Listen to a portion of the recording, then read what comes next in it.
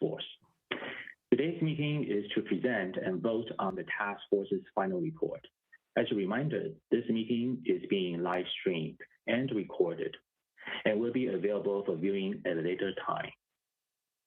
All materials presented in this meeting will be available on the task force website. We are providing American Sign Language interpretation for those with hearing impairment. Closed captioning for this event is available at both the HHS live streaming channel and the Office of Minority Health YouTube channel. Members of the public have been invited to provide comments as stated in the meeting notice published in the Federal Register. All those who responded directly to the Federal Register notice have been accommodated. Written comments will be accepted after the meeting. Please send comments to COVID-19 HETF, one word, at hhs.gov by Thursday, November 4th. Since this is the last public meeting of the task force, I'd like to take the opportunity to thank the members for their work for the past 9 months, and also the federal staff led by Dr. Martha Okafor for their dedication to the work of the task force. Also, I'd like to take a moment to recognize the many staff in the Office of Minority Health who worked tirelessly behind the scenes supporting the task force, including assistance with the charter, the creation and maintenance of the website, funding and managing the contract that supported the early meetings. With that, I turn it over to Dr. Marcella Nunez-Smith, Chair of the Task Force. Madam Chair, the floor is yours. Thank you so much, Captain Wu. Good to see you. Welcome back. And hello to everybody. Welcome again to the 8th meeting of the COVID-19 Health Equity Task Force. I do up top want to acknowledge that as we near November, it's going to be National Native American Heritage Month, and I look forward to celebrating the culture, the heritage of American Indians and Alaska Natives. Today, as Captain Wu said, we are very pleased to share the final report from the Presidential COVID-19 Health Equity Task Force. I want to personally take a minute to thank President Biden as well as Vice President Harris for the opportunity to chair this historic group. It has been an honor and a privilege to serve in this role. As many know, Vice President Harris introduced legislation as a senator that provided a blueprint for this very body. And on his first full day in office, President Biden issued Executive Order 13995, which established the Presidential COVID-19 Health Equity Task Force. And President Biden charged this task force with generating recommendations to mitigate health disparities caused or exacerbated by the COVID-19 pandemic and to prevent such inequities in the future. This was urgent work, and because of that, the task force split into 4 subcommittees right away and followed a monthly sprint cadence to address different key issues. To operationalize the task force, the monthly sprint focused on priority topics from the national strategy, Goal 6, the executive order, and the charter. Each of those sprints concluded with a public meeting, and each of those public meetings included a vote on a slate of recommendations. The task force systematically advanced 317 recommendations, and 55 of those are prioritized and highlighted within the body of the report. So today, the Presidential COVID-19 Health Equity Task Force presents 2 deliverables. The first deliverable includes 4 overarching suggested outcomes as the task force vision for change. 5 proposed priority actions to spur this change. And of course, the 55 final and prioritized recommendations intended to disrupt the predictability of who is harmed first and harmed worse in times of national crisis. This work was unanimously approved and finalized in the September 2021 task force meeting. Let me be really clear. While this is the final public meeting for the task force, the work is not done. to effect change, to monitor process, as we try so hard to advance health equity for all, the task force will present a second deliverable, which includes a proposed implementation plan and a suggested accountability framework. This proposed plan and this framework will be discussed and voted upon today.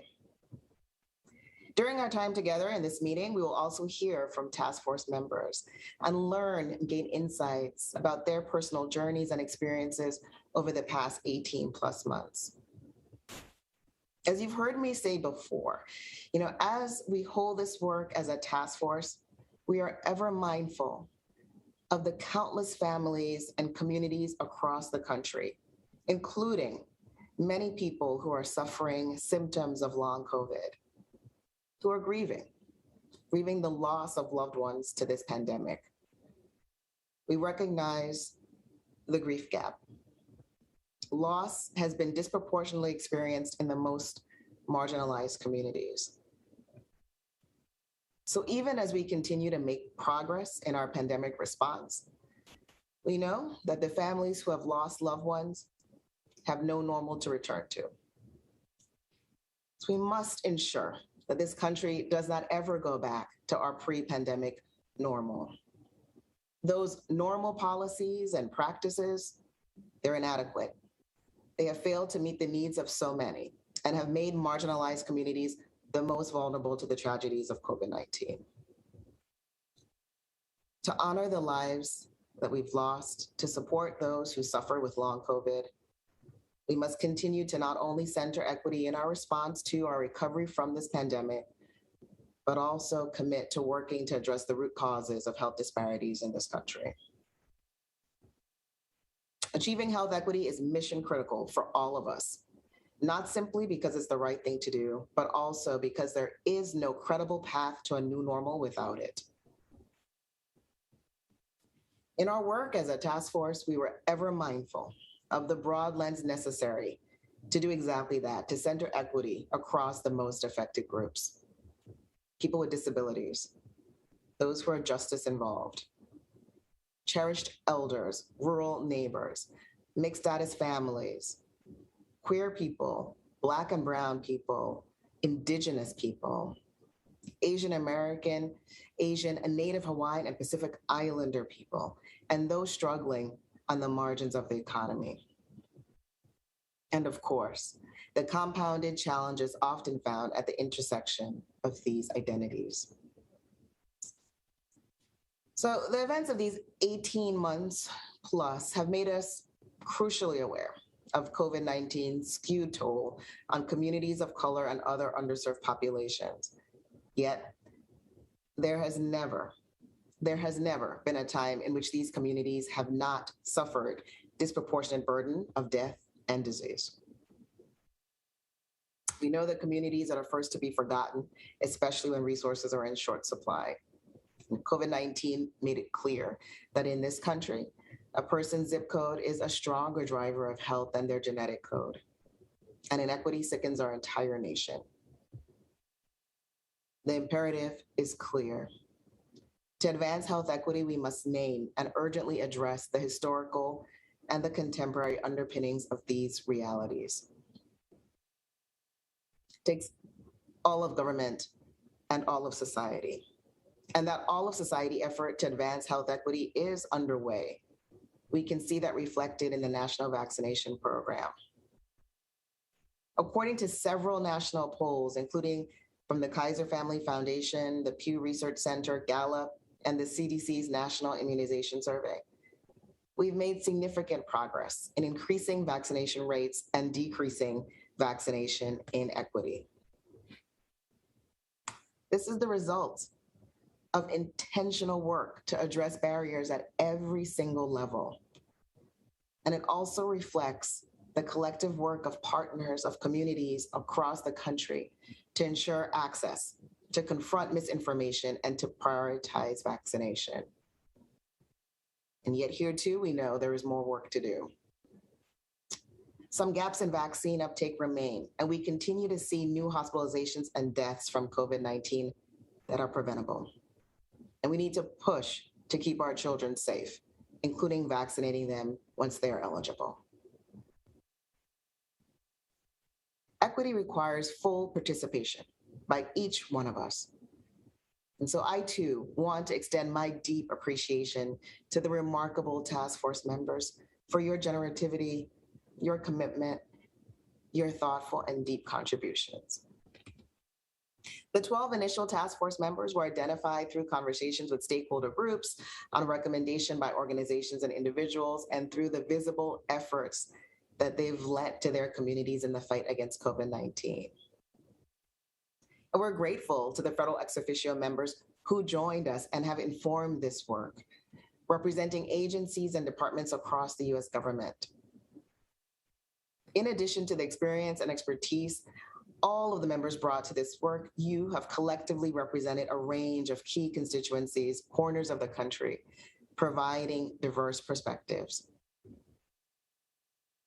And as Captain Wu said, it takes an entire team to support a presidential task force. So I too thank the federal staff team who worked tirelessly to elevate this vision, and to the CDC Foundation for its support. And finally, I extend my heartfelt appreciation to the more than 100 subject matter experts and many guest speakers who joined us. Thank you for your insights. Before I give it to Captain Wu for the roll call, I'd like to turn it over to Chief Joseph for some brief opening comments. Chief Joseph, the floor is yours, please.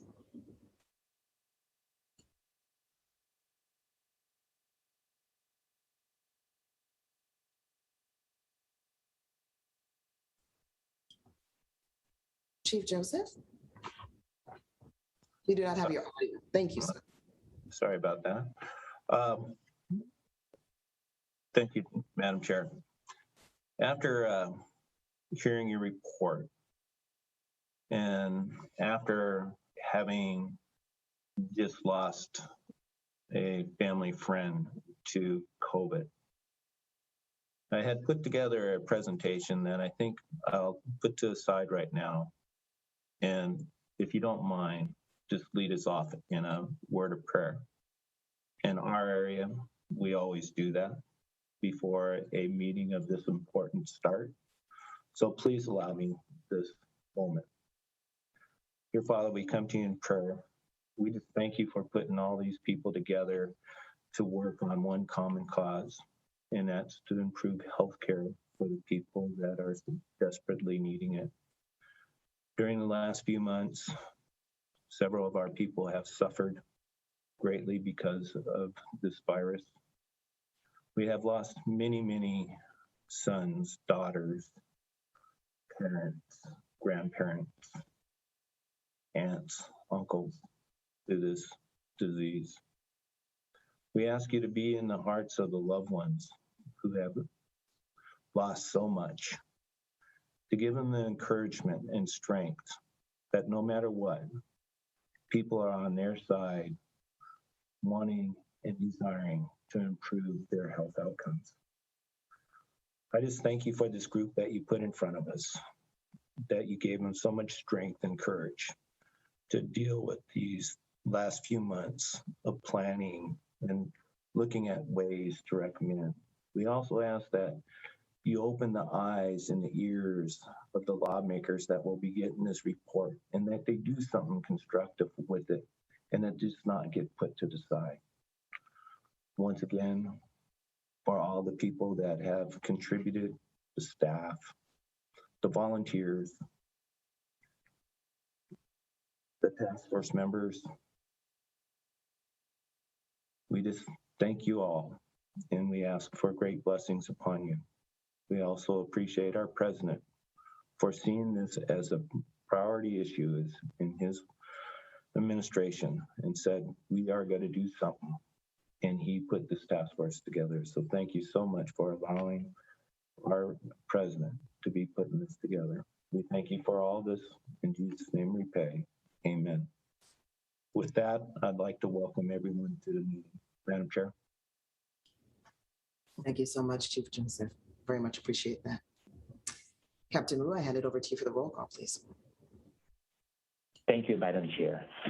So task force members, when I call your name, you may respond with present. Ms. Myra Alvarez.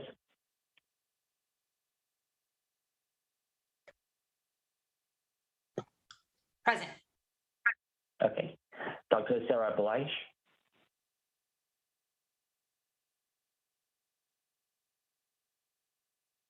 Dr. Sarah Bleish. Dr. Jessica Cardishon. Present. Dr. Richard Cho. Present. Dr. Pritesh Gandhi.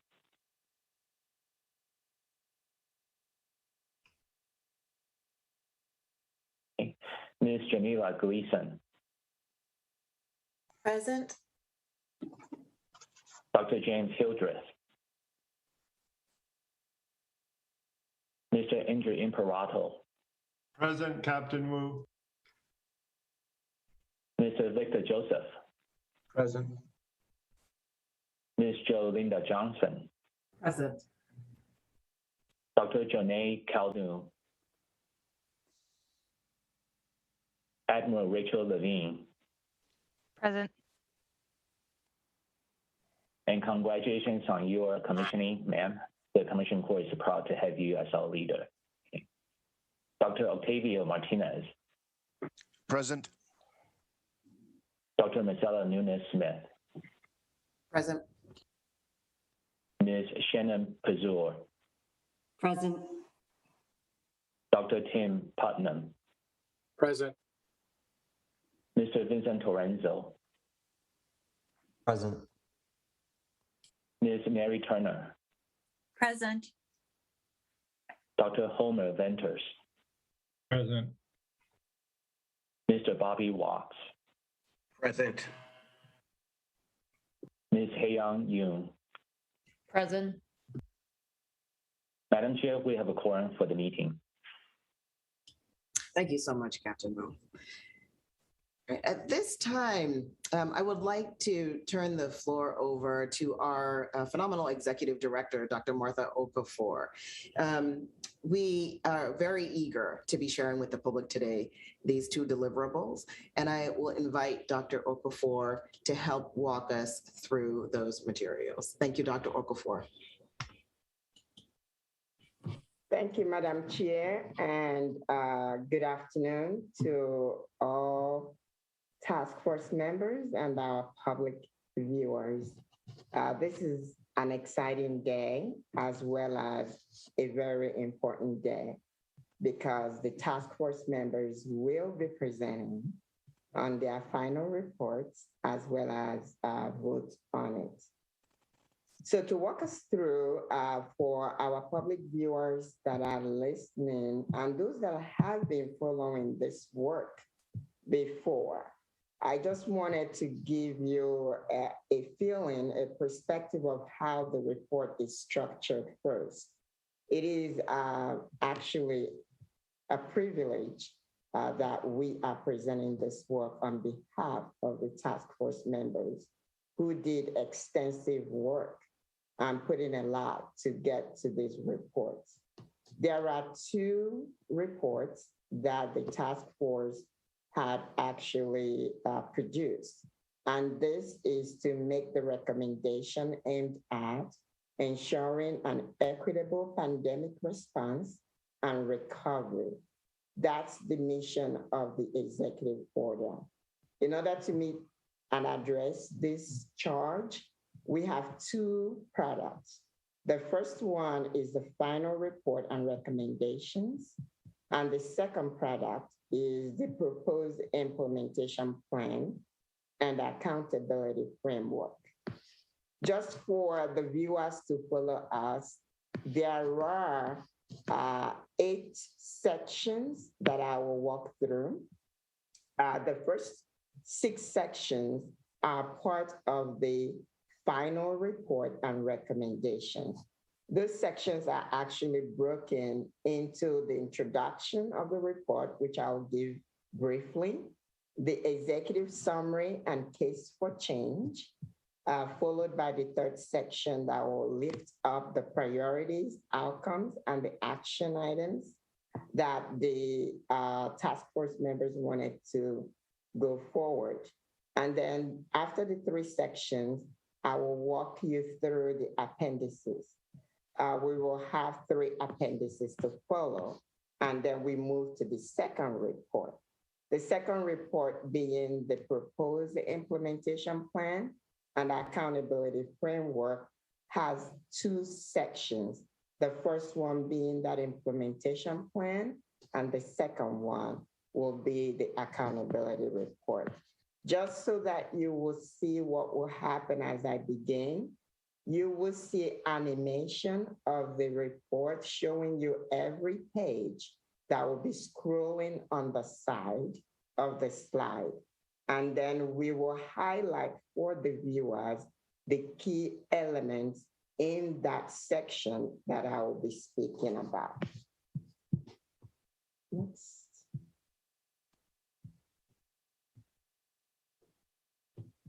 Okay. So when we go to the first report, we will move into what is the content of this first report. The introduction section of the report has the table of contents. It also has the letter from Madam Chair, which actually identifies the journey of the task force. It also includes appreciation that we will highlight for individuals that contributed to the task force, as well as it will highlight actually the organizations that supported the work of the task force. As we go forward on this particular section, I want to take a moment to also, you will see, first of all, the 21 members of the task force, Madam Chair, and 12 non-federal members, as well as the 8 federal ex officio members.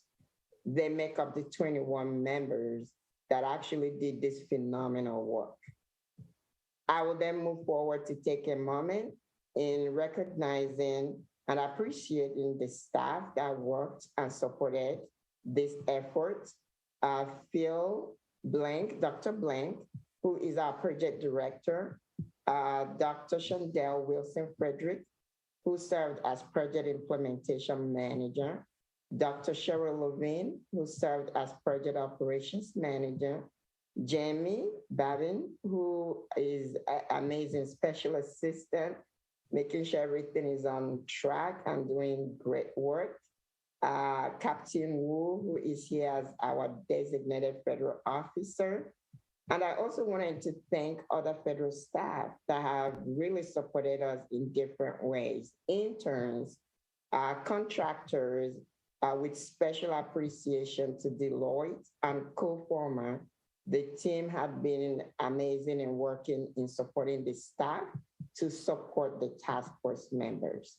I also wanted to flag that there are other entities that play a critical role, and we want to give special acknowledgement.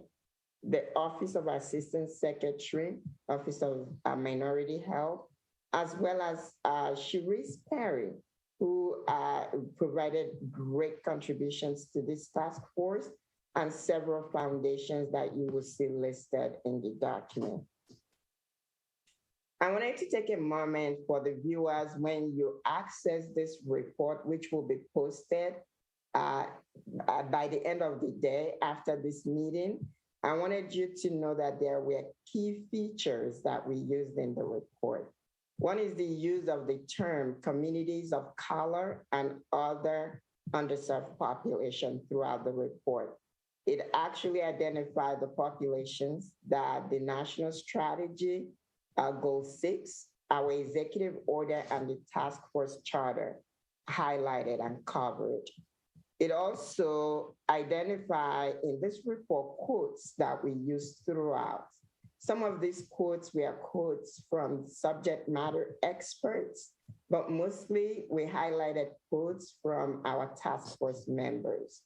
You will also notice that we have spotlights of examples of community-based initiatives across states, local government, tribes, and we highlighted these examples so that people will see innovations from around the country that were happening during this pandemic.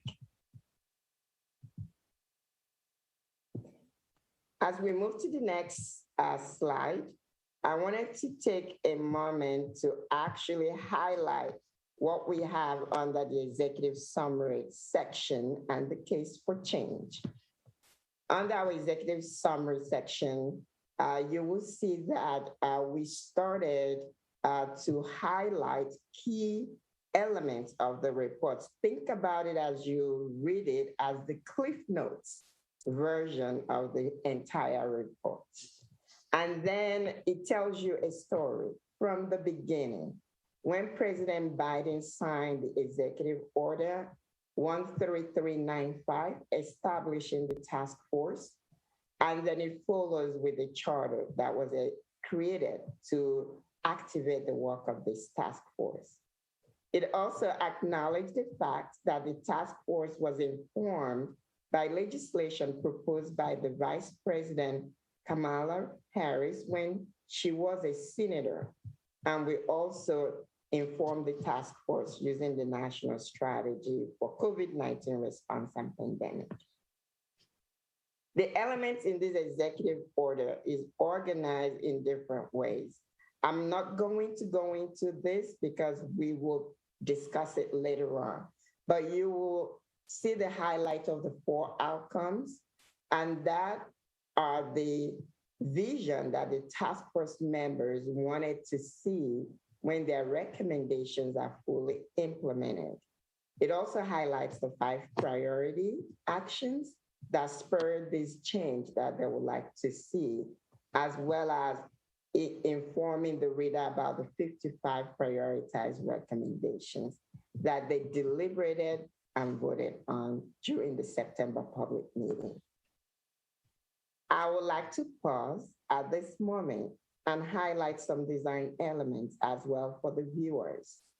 You will notice that we included icons for each of the outcomes, which is repeated where relevant throughout this report.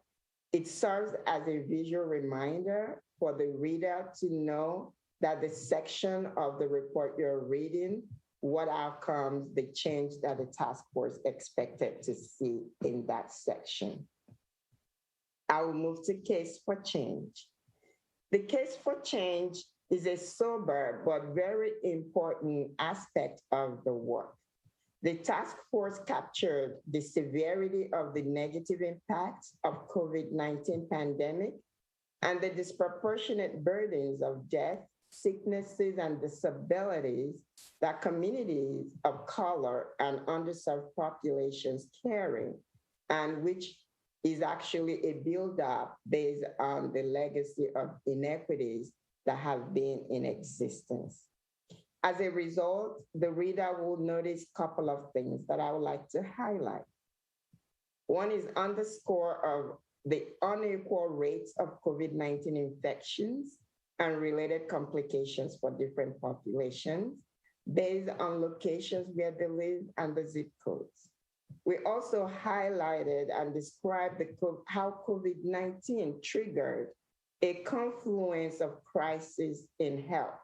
When we mention health, the task force identified physical, mental health, substance use issues, functional health, spiritual, as well as other determinants of health, like housing, education, economic, and other factors. It also highlights and concludes the task force call to action by informing the need for multi-sectoral transformational change to take place in order to improve equity today and for years to come. I will take you through to the next slide. In the next slide, I would like the viewers to see what this slide covers. It actually covers section, as you will see that the pages of the report are continuously being scrolled in the animation so that you will know what those pages are when you access this report later on today. The issue will be on the priorities, the outcomes and recommendations, as well as the conclusion. I would like to pause again and highlight another design that you will notice in the report. And that is the background for the report section, which extracted the population groups and showcased the groups and the settings that the task force is supposed to address in their work.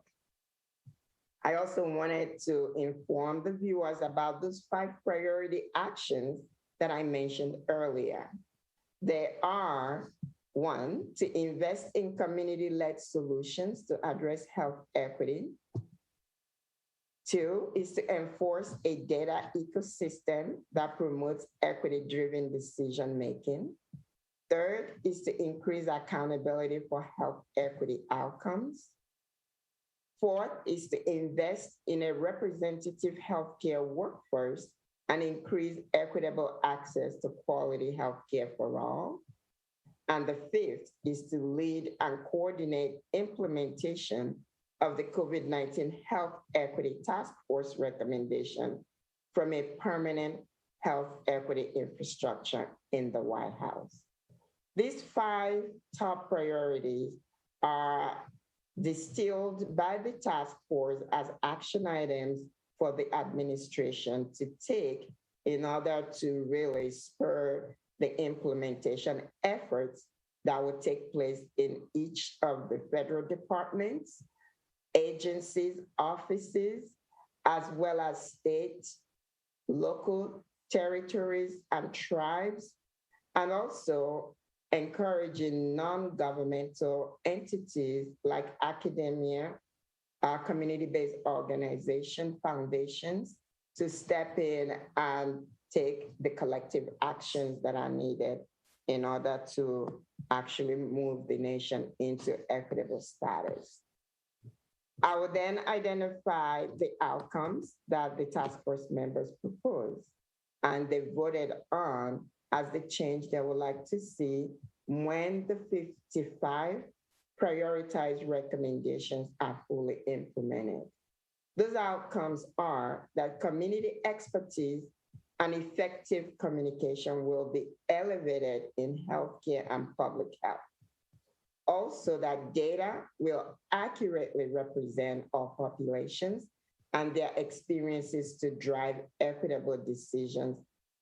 And the third one is that health equity will be centered in all processes, practices, and policies. And the fourth outcome is that everyone will have equitable access to high-quality health care. As already mentioned by Madam Chair in her opening remarks, the 55 prioritized recommendations are the core recommendations that we develop this proposed implementation that the task force members will like the entities that will implement them to consider. The full recommendation that the task force actually developed and approved are 316 recommendations.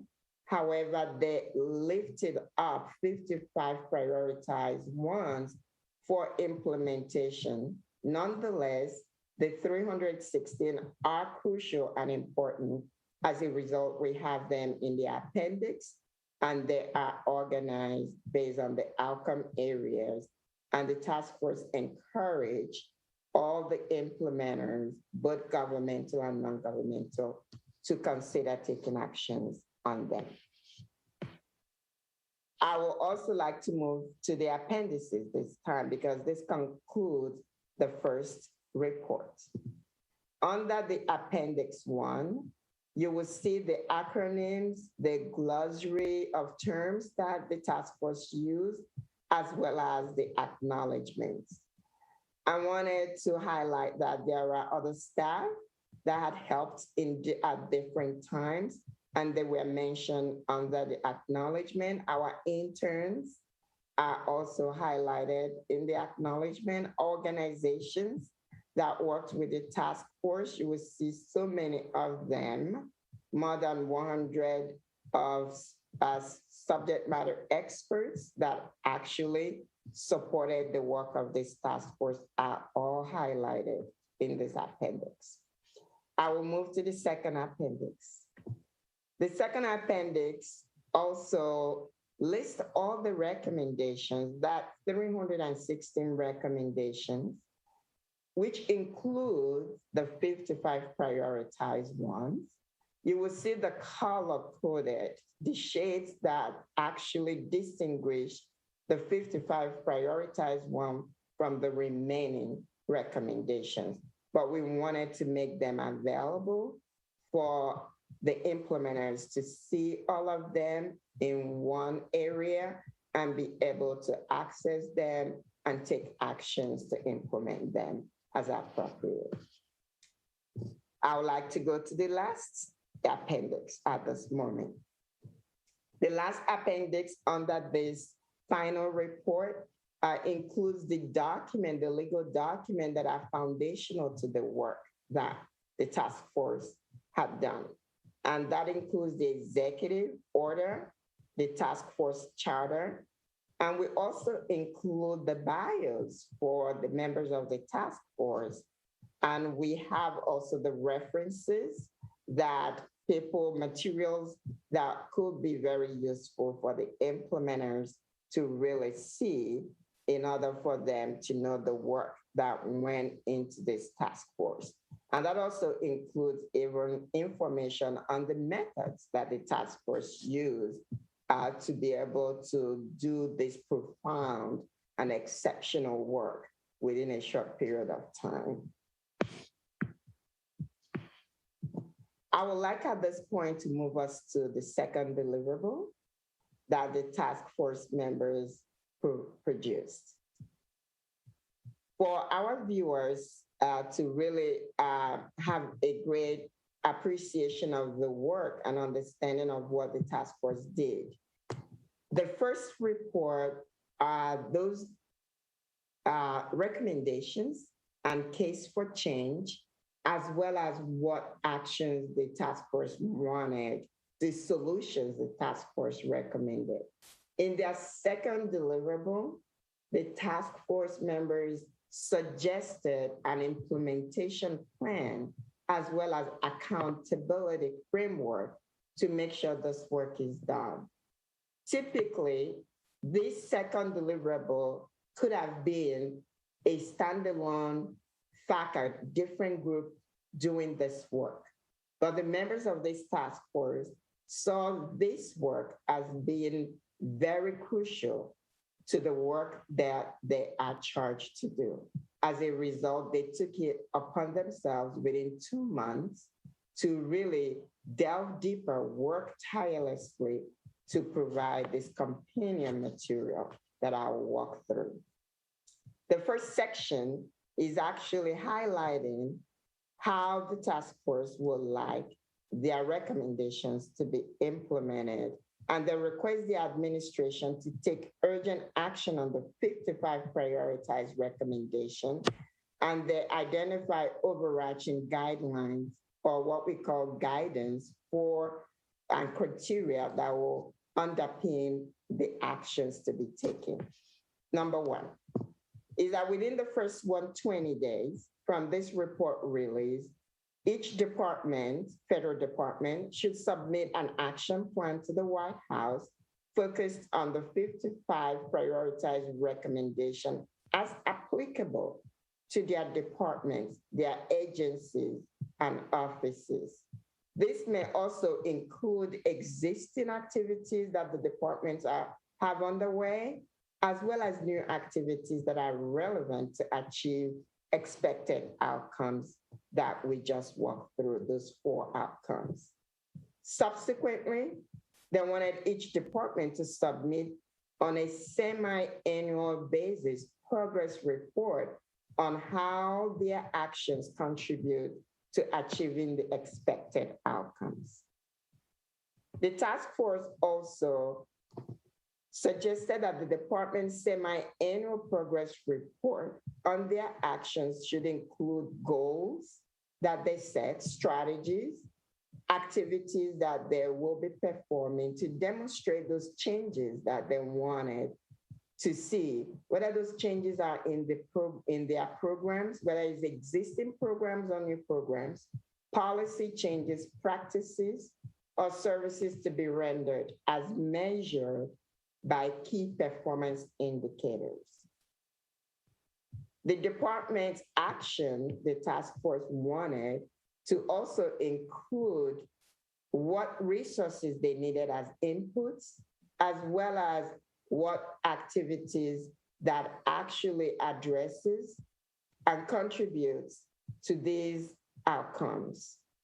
They also wanted reports on the outputs that are being generated, but most importantly, on the outcomes, the situations of the population that change from inequities to equity.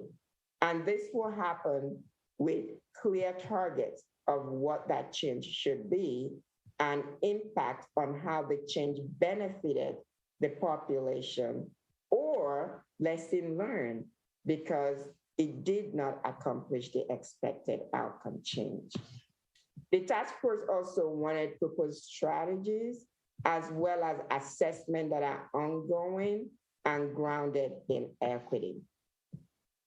Following this prioritized recommendation, the task force actually identified 33 action items because 22 out of these 55 recommendations are stated in ways that you can immediately execute and implement actions.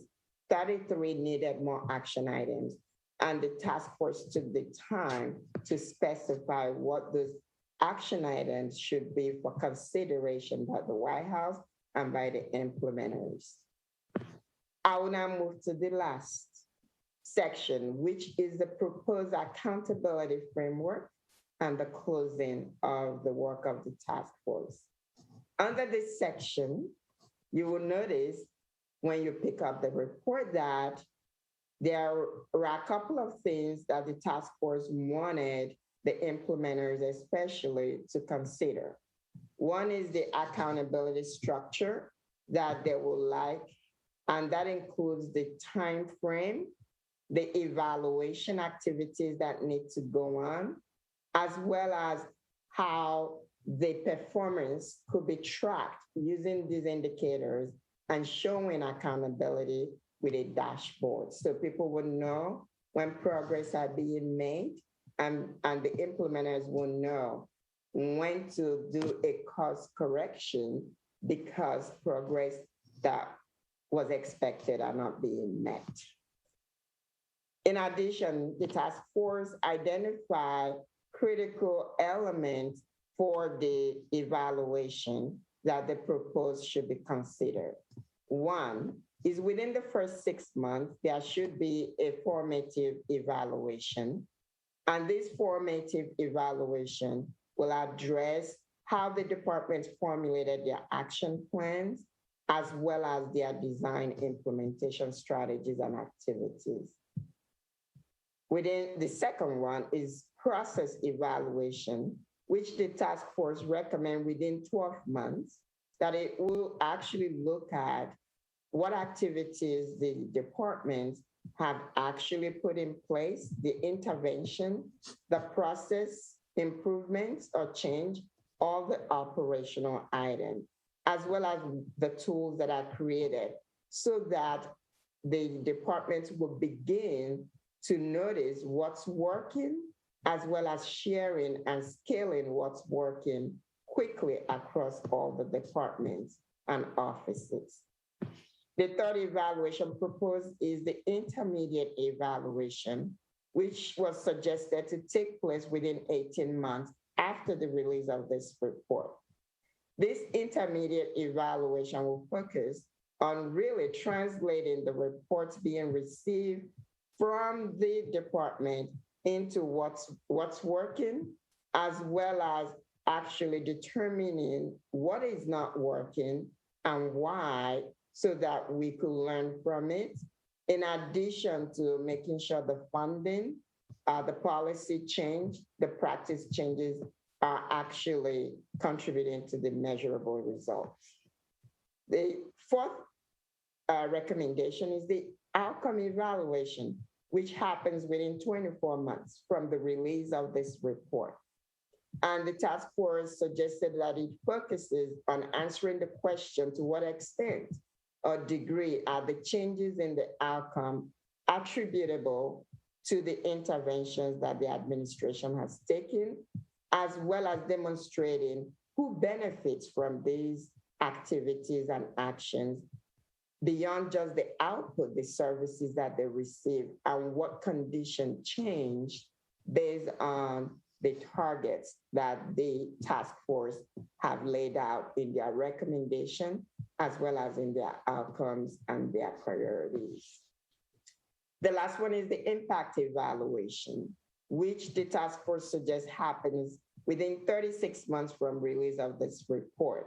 And after the 36 months, the task force also suggests annually to really look at sustainability of this work and to make sure that what is shifting the trajectory from inequity, health inequities, to health equities are sustained, and most especially to make sure that we have infrastructure ready to equitably respond to any future pandemic, recover equitably from future pandemic, as well as be prepared and ready as a nation that actually see every life as being dignified and important.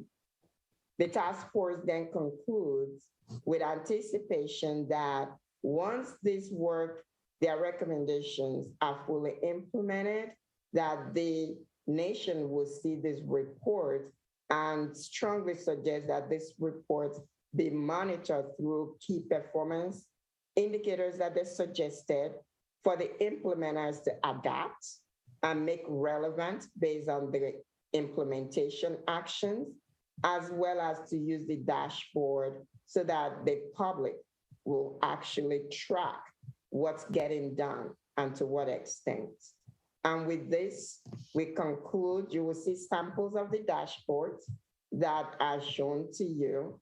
And this concludes the presentation and the walkthrough of this tremendous job that the task force did. And I hope our viewers with this walkthrough that you are now familiar with the report, as well as the viewers knowing what to expect when you access these reports. Thank you. Over, Madam Chair, and congratulations to the task force members for doing an excellent job. Over, Madam Chair. Thank you so much, Dr. Oka, for a really fabulous presentation, tremendous walkthrough, and cannot say enough, again, gratitude on behalf of the entire task force for your leadership in this work and process. All right, we will take a break. Next, let's return at 55 after the hour. That's 1:55 Eastern Standard Time. Really looking forward once we rejoin to hearing from each of our task force members directly. Thank you so much.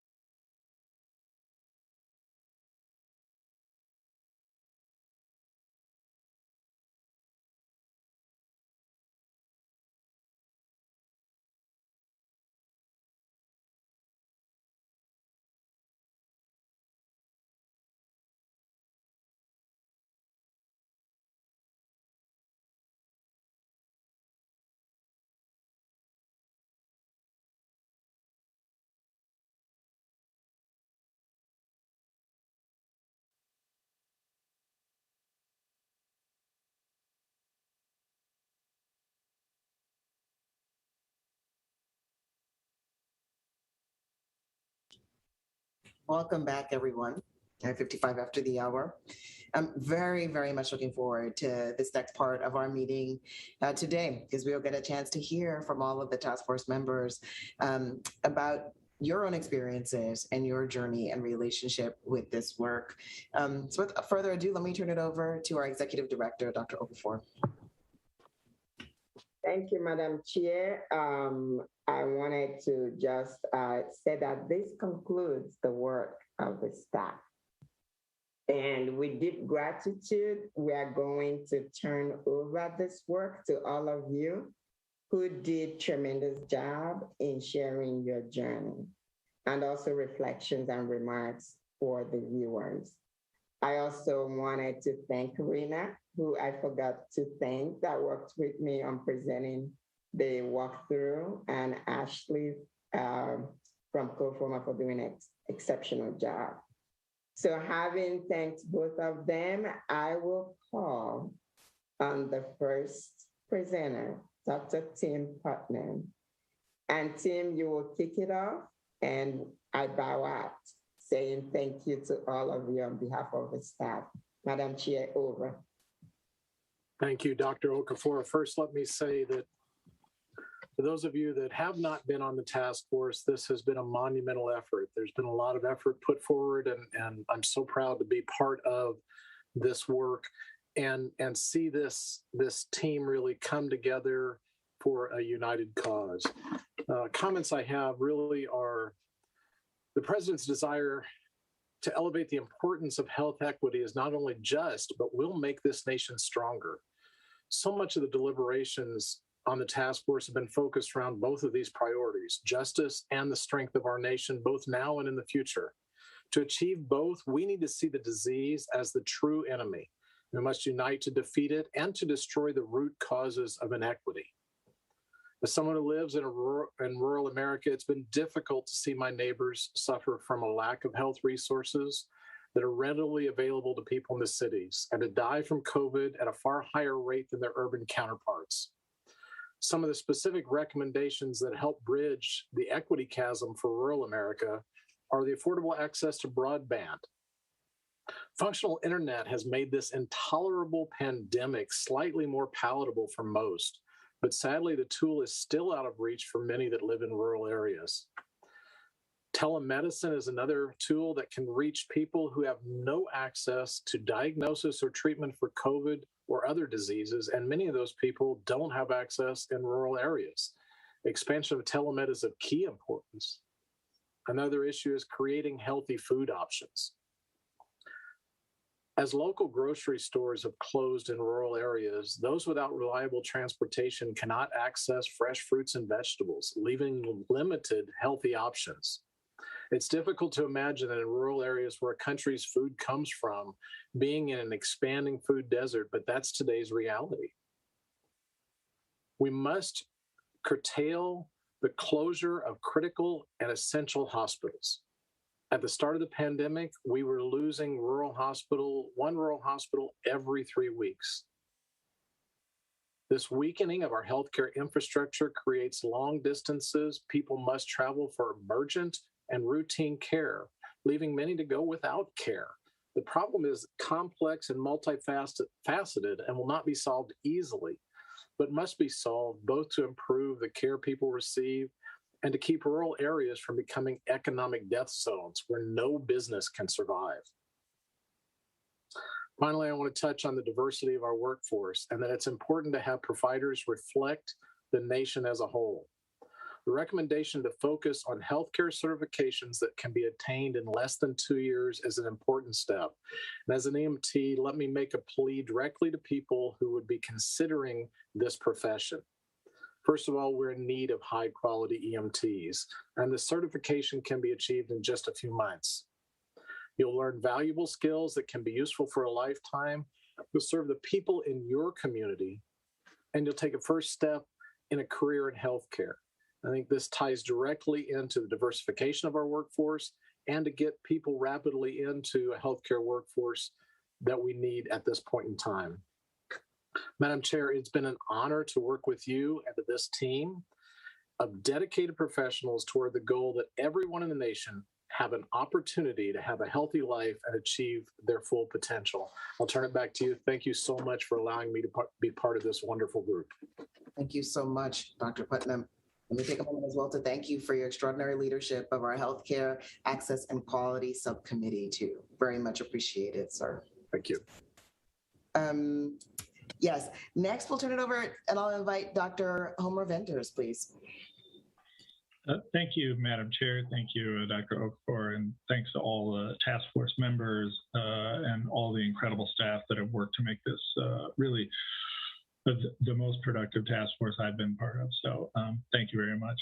I just wanted to make a couple of comments about how I think the task force has crafted some incredibly important recommendations to promote health and start addressing the incredible health disparities faced by people who have been involved and are involved with the justice system.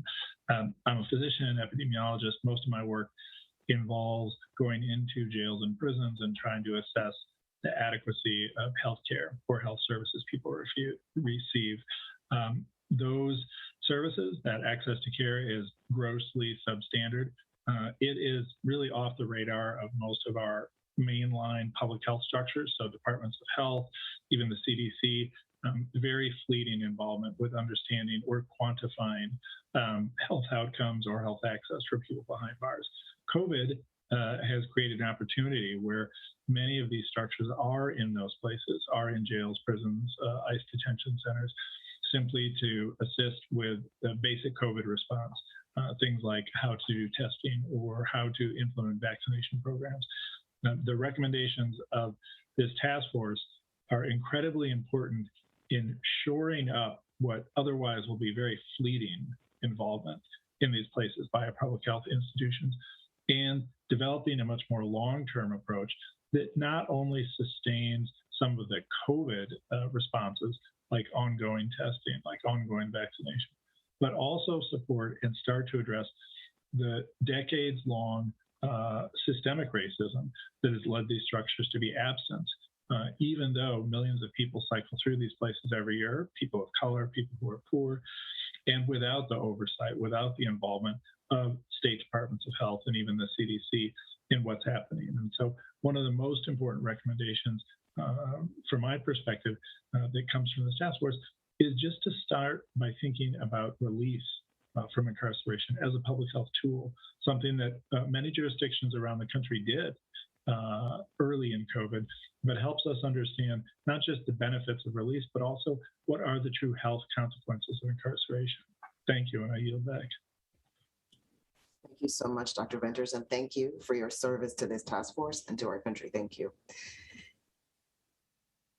Ms. Mary Turner, please. All right, thank you. Good afternoon. My name is Mary Turner, and I have been a registered nurse for 26 years and currently serve as the president of Minnesota Nurses Association and a vice president of National Nurses United. From the very beginning, I have worked as an ICU nurse in a COVID unit.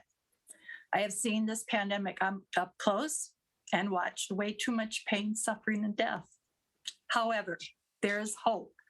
And the work that this task force has done is the light at the end of a very dark tunnel. Our recommendations would begin to repair our country's deep structural inequities that put people of color at a far greater risk of infection, illness, and death during this pandemic. As a nurse union leader, I have long advocated for our on-the-job health and safety precautions. Throughout the pandemic, nurses and other frontline workers have been fighting for basic protections, and often we have felt isolated and abandoned by our employers and our government.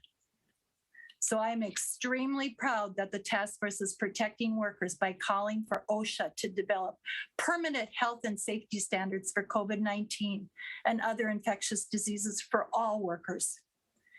We are also recommending that the federal government stockpile personal protective equipment, or PPE, and other essential supplies and implement emergency production plan to produce and distribute them where they are needed. Never again should a frontline healthcare worker have to wear a garbage bag on their body or an N95 mask so old that it falls off their face and call that and call that protection. Never again. As a nurse, I'm very aware that unhealthy environmental conditions and lack of public health resources directly affect the well-being of my patients. These patients were the hardest hit by COVID-19.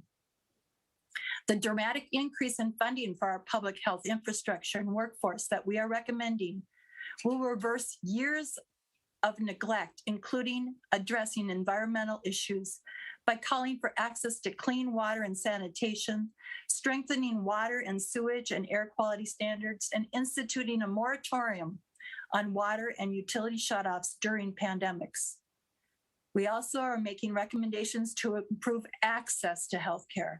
Nurses know the ultimate solution is an improved and expanded Medicare for all people. Our recommendations make headway on truly universal healthcare with a single standard of care by recommending Medicare eligibility at age 55 and expanding Medicare benefits to cover dental, vision, and hearing services, and expanding coverage in the many plans we now have. I would also like to draw attention to two areas of deep structural inequities that were made glaringly apparent during this pandemic. Our recommendations call for funding educational opportunities to create a diverse, culturally competent healthcare professional group to work with the medically underserved communities. We are also recommending assessment of health-related algorithms and clinical practice guidelines to correct for racial biases, which is so important at the bedside to ensure that no patient is denied care due to racist technology. I would like to add assessment and correction of racial biases. It is imperative that when I am working to save a life in my ICU, that I have confidence and the trust that the drugs, technology, algorithms, and guidelines that I am using will be unbiased and at the highest quality, because all of my patients deserve optimal care. Lastly, as a union nurse, I have had the opportunity throughout this pandemic to be at the table with my employer to fight for proper protections for my nurses, paid time off to get vaccinated, and paid sick leave if they're ill, or if their families were ill. Now we need to empower other workers to have that same opportunity to join a union and bargain with their employers. The PRO Act would do this, and I'm grateful to President Biden for endorsing this act and for his support of all the workers. Finally, I'd like to express to this task force the gratitude from all the frontline workers. 20 months ago, we were in despair. But now, today, with these recommendations that we are presenting today, we have hope for a better future. And we thank you all. Thank you. Thank you so much, Ms. Turner. Really appreciate that. Appreciate you. Appreciate your service so much on this task force. And thank you for all you do every day as a nurse leader. Ms. Hae-Young Yoon, please. Thank you, Madam Chair. I would like to join the chorus of expressing gratitude to President Biden, Vice President Harris, Madam Chair, for your generous and sustained leadership, other task force members, and Dr. Oka for guiding us with clarity, and the rest of the HHS team. It feels like it wasn't that long ago that we were appointed and started to work together. 7 months later, we've accomplished so much. I'm so humbled, grateful, and proud of our work. From month to month, from topic to topic, I learned what I learned from other members of the task force who work with different populations, different issues across the country, whether that is children, homeless, healthcare workers, essential workers, from the regions of Alaska to California to New York. We all live in different parts of the country, and I've learned so much from all of you. And I think the work that we did together both reminded me and affirmed that all of us need to be in close proximity to those who are experiencing greatest harm and hardship, those who work in the margins of our economy, those who have been historically and continue to bear the brunt of longstanding inequities. Being in close proximity allows us to ground this work in equity, because there's really no other way when you see so much hardship and harm. And I just want to echo what everyone has said. I think our collective work as a part of the task force precisely represents the vision and the recommendations of those who are always working in proximity to those who are experiencing harm and hardship, and that we are all working together to create more equity. So I'm really humbled to have learned from all of you, be part of this process, and I look forward to working with all of you together to really make the recommendations reality. Thank you. Thank you so much, Ms. Yoon. Thank you for your service to this task force. And of course, thank you for your tremendous leadership as chair of our Structural Drivers and Xenophobia Subcommittee. Really appreciate that. All right. Mr. Bobby Watts, please. Thank you, Madam Chair. Can you hear me? Yes, your audio is clear. Great, thank you. I'm extremely grateful that the administration's commitment to health equity runs deep, even to the point of making sure that the needs of people experiencing homelessness in our nation's shelters and streets are considered in our deliberations. It is a national shame that the richest nation in the history of the world has had such intractably high rates of homelessness, which is completely unacceptable, especially because we have it within our power to house our neighbors. The fact is that many of us ignore, spurn, and turn away from our homeless neighbors. So it is especially meaningful that the administration of the president and vice president, arguably the two most powerful people in the world, did not turn away from making sure that our neighbors without homes were considered in our nation's pandemic response. The inclusive impulse is seen in the composition of the task force. The range of expertise and perspectives has been breathtaking. Most important has been the attitude of the task force members. I always view my role in group processes of this kind as to bring my perspective, but to advocate for the full public good, for the good of the full public, and not for the interests of a given population. In short, members are representative, but not representatives. I am very grateful that among the recommendations are several that address how to protect the health of our neighbors without homes, and by addressing the root causes of homelessness, namely increasing the supply of affordable housing by fully funding housing vouchers as the administration has proposed.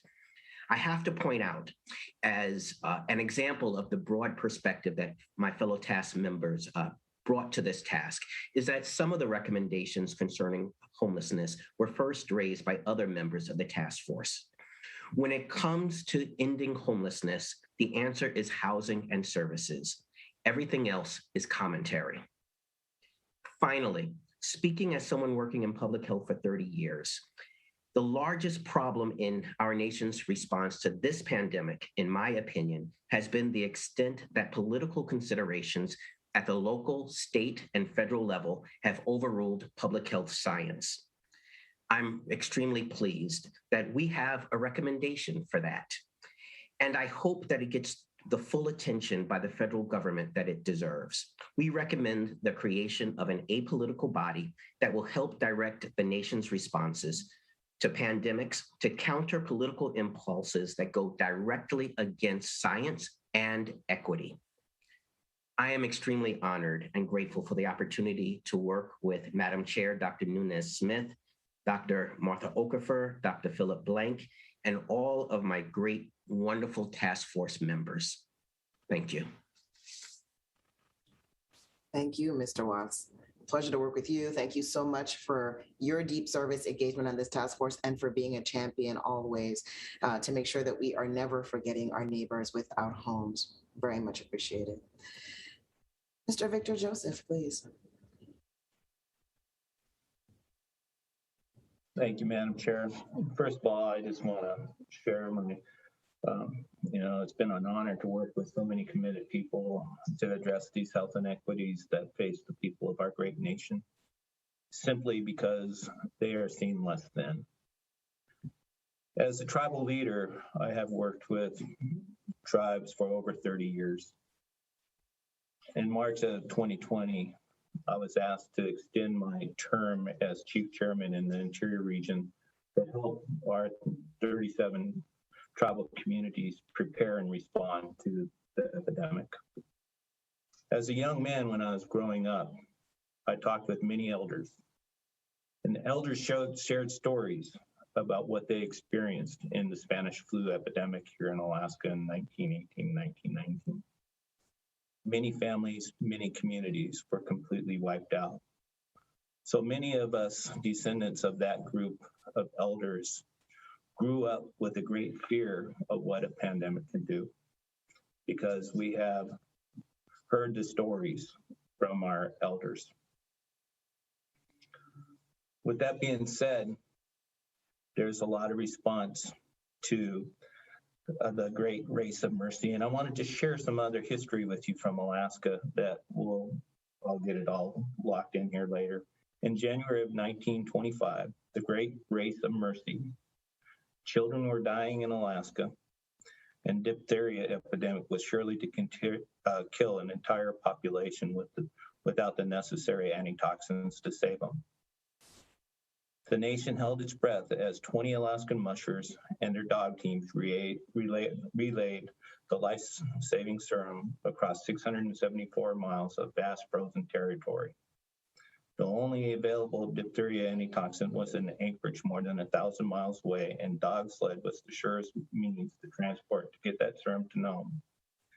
Many of the 150 dogs lost their lives, and several mushers succumbed to frostbite as the medicines traveled to Nome in record-breaking 5.5 days.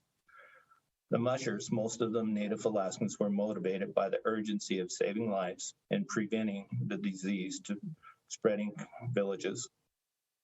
They had recently witnessed the devastation of the 1918-1919 Spanish flu pandemic.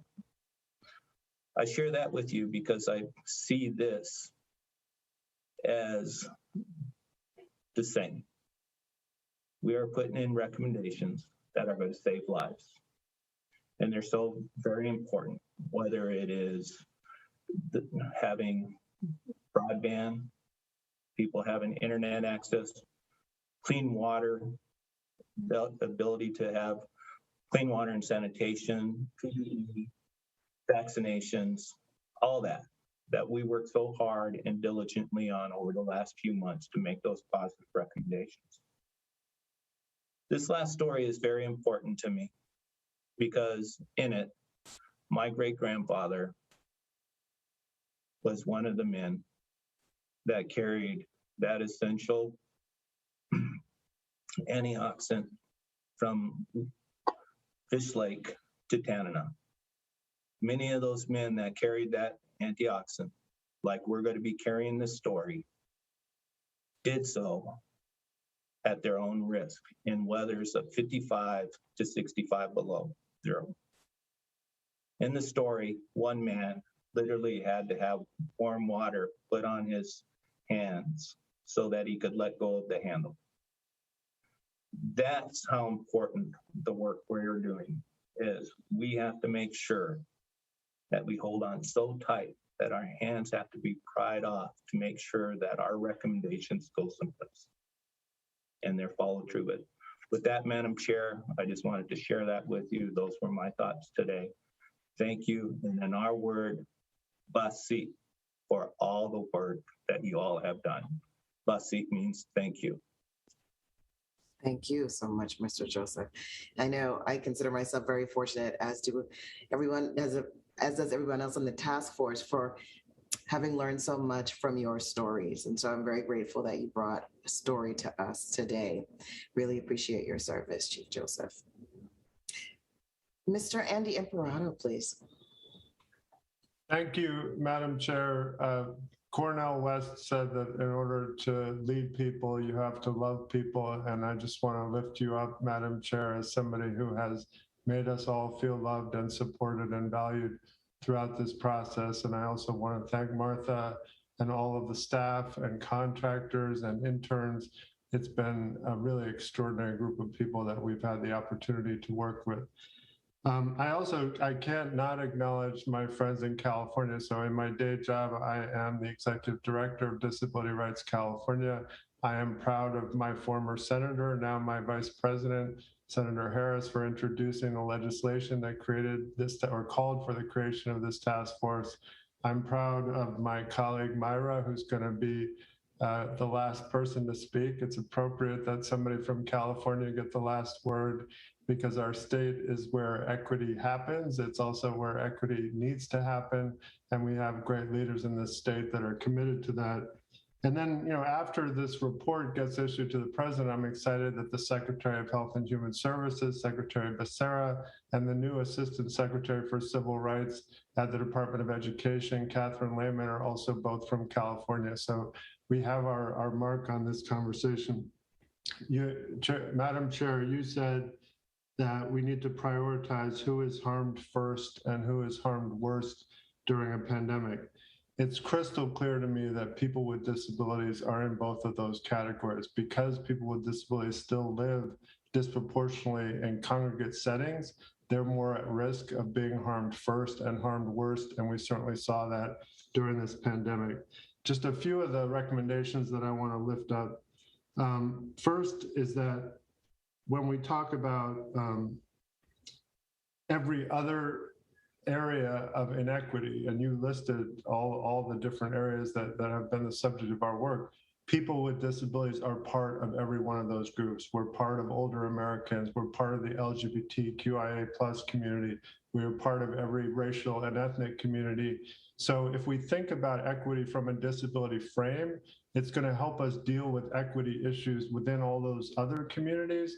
And if we think about equity when we're talking about disability, we'll recognize that we have to look at people with disabilities who experience other identities when we have a conversation about disability rights and justice. Second point, on crisis standards of care, we desperately need federal leadership to establish what the civil rights laws that protect the rights of people with disabilities mean in the context of healthcare rationing. It's not okay to not give somebody a ventilator because they're too disabled or too old. But that was something that happened across the country during this pandemic. Third, and I just want to echo what Dr. Venter said, we need to move away from congregate settings. We've been working on this for years in the disability community. People with disabilities have a right to live in their own home, in the community, and not be forced to live in a nursing home or other congregate setting. There's a civil rights issue around people being in segregated settings. This pandemic showed that civil rights issue is also a public health issue. So I'm hoping we can have a robust conversation as a country about how to help everybody who wants to live in their own home to be able to do that moving forward. And then finally, I just want to lift up the importance of building disability competence and confidence within the public health system. I think what we saw in this pandemic when we were trying to prioritize vaccinations is that the people leading that effort from the public health side did not have the deep knowledge of the disability community that they needed to make good decisions in real time. So people were delayed in getting access to vaccines, especially if they were under 65, high-risk people with disabilities. We made mid-course corrections, but if we can build more competence within the public health system, we won't have to make those corrections. The disability issues will be thought about well. Data is embedded in all of that. I know we're going to come back to that later. So again, I'm just so grateful for the opportunity to be part of this task force. As a lawyer with bipolar disorder, working with a bunch of doctors and one nurse, I'm grateful to everybody for thinking that the patient perspective was important. So thank you again, Madam Chair. Thank you so much, Mr. Imperato. I have learned so much from you about being unwavering as an advocate and champion. I'm grateful for that, and that you brought all of that to this space and this work. And let me thank you also for just your tremendous leadership, terrific guidance of our implementation working group. Thank you so much for that, Mr. Imperato. Dr. Octavio Martinez, please. Thank you, Madam Chair. It has been an honor to serve on the Biden-Harris COVID-19 Health Equity Task Force. I want to thank President Biden and Vice President Harris for recognizing the need and creating the opportunity for addressing health equity during this pandemic. I want to thank Dr. Marcella Nunez-Smith and Dr. Martha Okafor for their guidance and leadership throughout this intense process. And it has been intense. Week after week, weekend after weekend, since the task force began, we have been working hard. I want to thank our federal task force support team and federal partners as well. Your long hours of dedication have been inspiring. And also want to thank the many concerned individuals, subject matter experts, and health organizations that contacted me directly and shared their invaluable knowledge and experiences. Your voices were educational. Your experience with COVID-19 at times heartbreaking, and your concern for your neighbors in our country truly amazing.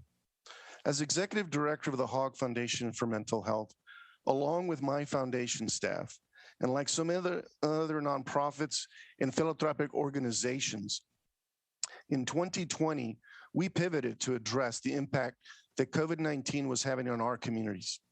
The Hogg Foundation, which is a Texas foundation, envisions a future in which all people in Texas thrive in communities that support mental health, achieve health equity, and promote well-being. We recognize and understand that mental health is not solely an individual responsibility, but is a product of community conditions, the places where we as people live, learn, work, play, and pray can have a significant impact on our mental health. To that end, we have for many years developed initiatives, grants, and programs in cultural linguistic competency, mental health disparities, integrated healthcare, the social determinants of mental health equity, peer support, and the recovery movement. From rural Texas, we have worked hard as well as to our urban and metropolitan areas. Therefore, when the opportunity arrived to share our experience and expertise with the rest of the nation, it was an imperative. Why? Because this pandemic is affecting all of us, physically and mentally. It is affecting disproportionately our communities of color and our rural communities. COVID-19 has unmasked for all to see the inequities that exist in our healthcare system. The Health Equity Task Force has discussed, we have debated, we have developed recommendations to address these inequities. Many of the issues are structural in nature and will require concerted, intentional effort over time. We are at an inflection point in this country to build upon and improve upon our emergency response infrastructure, our public health infrastructure, and our healthcare infrastructure to ensure quality of care and quality of life for each and every one of us. That is health equity. My hope is that 10 years from now, I will get the chance to look back and see that this report, in this point in time, was the catalyst for structural changes that resulted in fair and just healthcare for all, regardless of how one looks or where one lives in the United States of America. Back to you, Madam Chair. Thank you, Dr. Martinez. Inspiring. I too share that same hope. Thank you for bringing all of that experience and expertise, for always saying yes, to lift up the hard work, because I know you and everyone else, the hours have been countless, and just thank you again for that. Deeply appreciated. Mr. Vincent Duranzo, please. Thank you, Madam Chair. Earlier this year, the very same day that I was informed about my potential nomination to this task force, I was notified that multiple family members of mine, including my grandmother who struggles with emphysema and other pre-existing conditions, tested positive for COVID-19. Those next couple of months, to put it simply, were like a nightmare for my family, especially when my grandmother was in and out of the hospital for several weeks. And I thank God every day that she has overcome the virus and is fully vaccinated against COVID-19. This pandemic has brought immense pain to countless worldwide who have experienced much worse than what I have. This is what motivated me to accept the nomination to serve on this task force, and I knew it was a calling. While my experience with the inner workings of municipal government functions and the advocacy for inclusion of student voices in their communities certainly contributed to my work ethic, what inspired me were the people who demanded change because they and or their families were struggling. Change only happens when ordinary people get involved and engage themselves in the issues that confront us today. This is the very core of our democracy, that the United States is governed of the people, by the people, and for the people. After all the accomplishments we've made, despite the forces of inequality and discrimination that we've witnessed throughout our nation's history, I can say with great confidence that the COVID-19 Health Equity Task Force has certainly lived up to this creed, the American creed.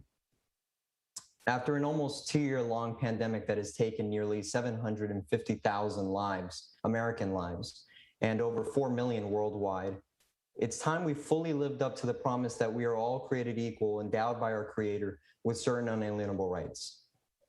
Our goal was not only to ensure a more equitable COVID-19 response and recovery, but also lead the way for a brighter future, a stronger and healthier nation.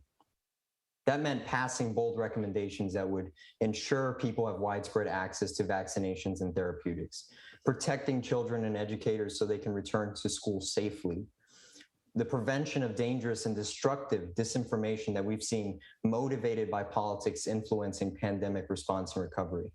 And finally, by making healthcare a human right, which I believe is the boldest of all the recommendations in this report.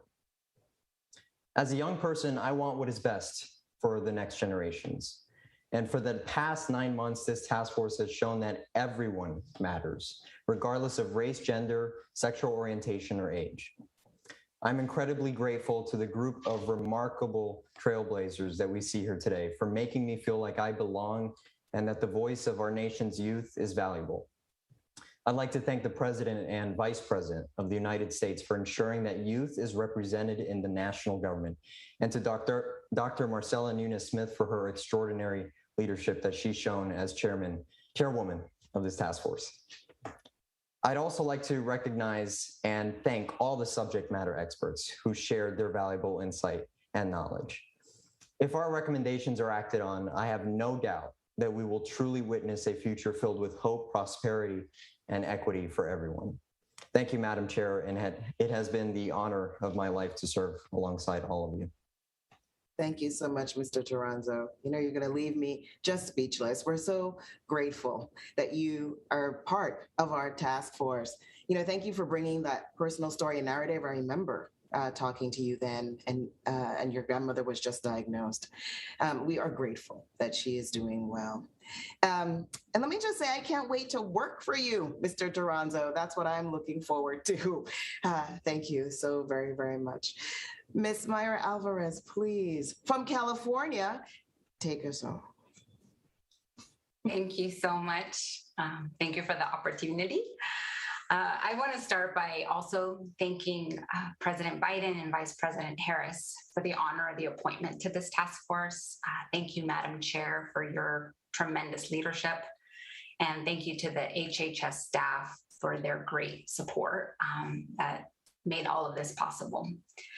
As a proud daughter of Mexican immigrants, as a resident of California, and a nonprofit executive of a child advocacy organization, I am privileged to have the opportunity to bring my personal and professional experiences to the critical work that's been done alongside my fellow task force members, our chair, and partners across the country in advancing these recommendations to ensure we have a more equitable response to COVID-19 and to future pandemics. Like for so many of us, this work is very personal. When I considered what we were seeking to address, the data concerns, the health questions, the communications challenges, the potential solutions for structural drivers, I've always centered the needs of my family, and especially my mom. My mom is on the front line. She's a domestic worker that takes care of an elderly gentleman and cleans houses whenever she can squeeze in an extra shift. Today, she's also my saving grace as she looks after my 3-month-old baby daughter while I have the privilege of working from home. For my mom, the pandemic never stopped her. She couldn't afford for it to do so. She adapted. She stayed inside as much as possible. She wore masks when she entered new homes that she was cleaning. She told herself that she ate right and kept a positive mindset, so it will be okay. And she contracted COVID. So did my sister, a barber. So did my baby sister, a fast food employee and college student. All of them are fine. They're okay. They made it. and I'm so grateful that they are. It's the misinformation, the confusion, the disproportionate impact on communities of color. It was all in front of me, and it's in front of all of us. Holding my family close, I'm so proud to have been part of this effort and to know that the recommendations we are seeking to move forward are reflective of the systemic change necessary to improve the well-being of all Americans, and especially those historically marginalized. We kept at the forefront of our work the reality of our nation's history of racist, discriminatory, and unequal policies that limited opportunities for positive health for so many today. Housing, nutrition supports, broadband access, childcare, and more, it's in here.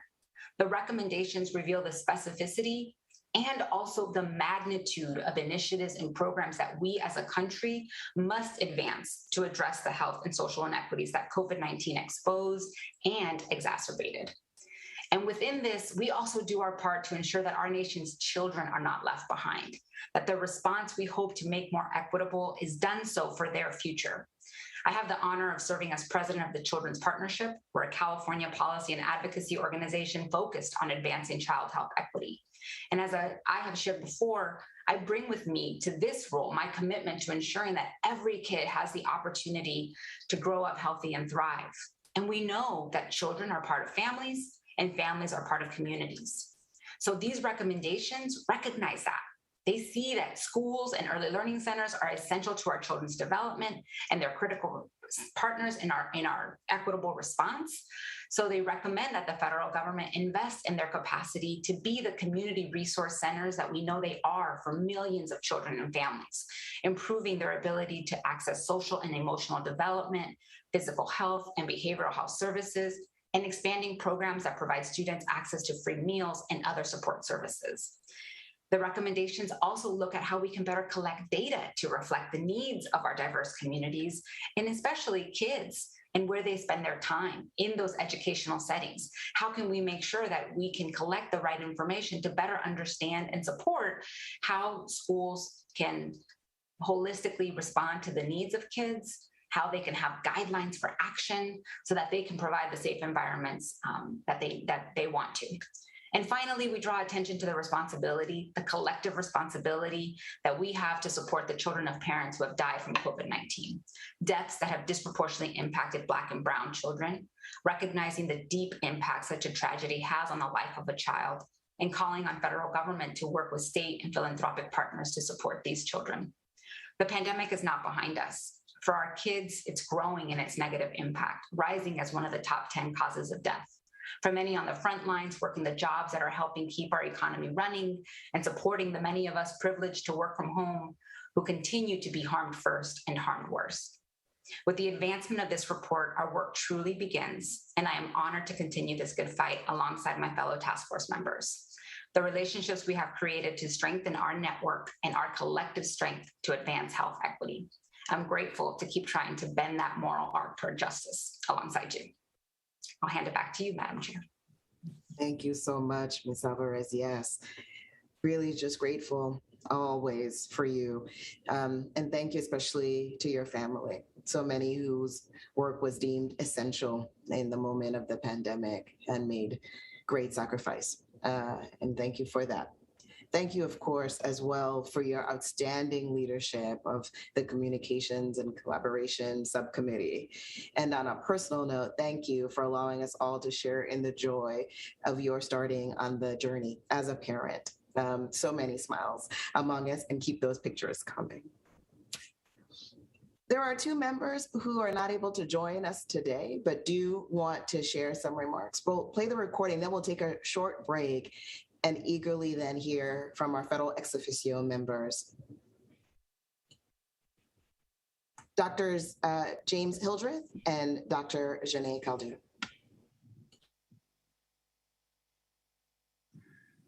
So I joined the task force because the issues that we've been assigned to address or charged to address are deeply personal to me.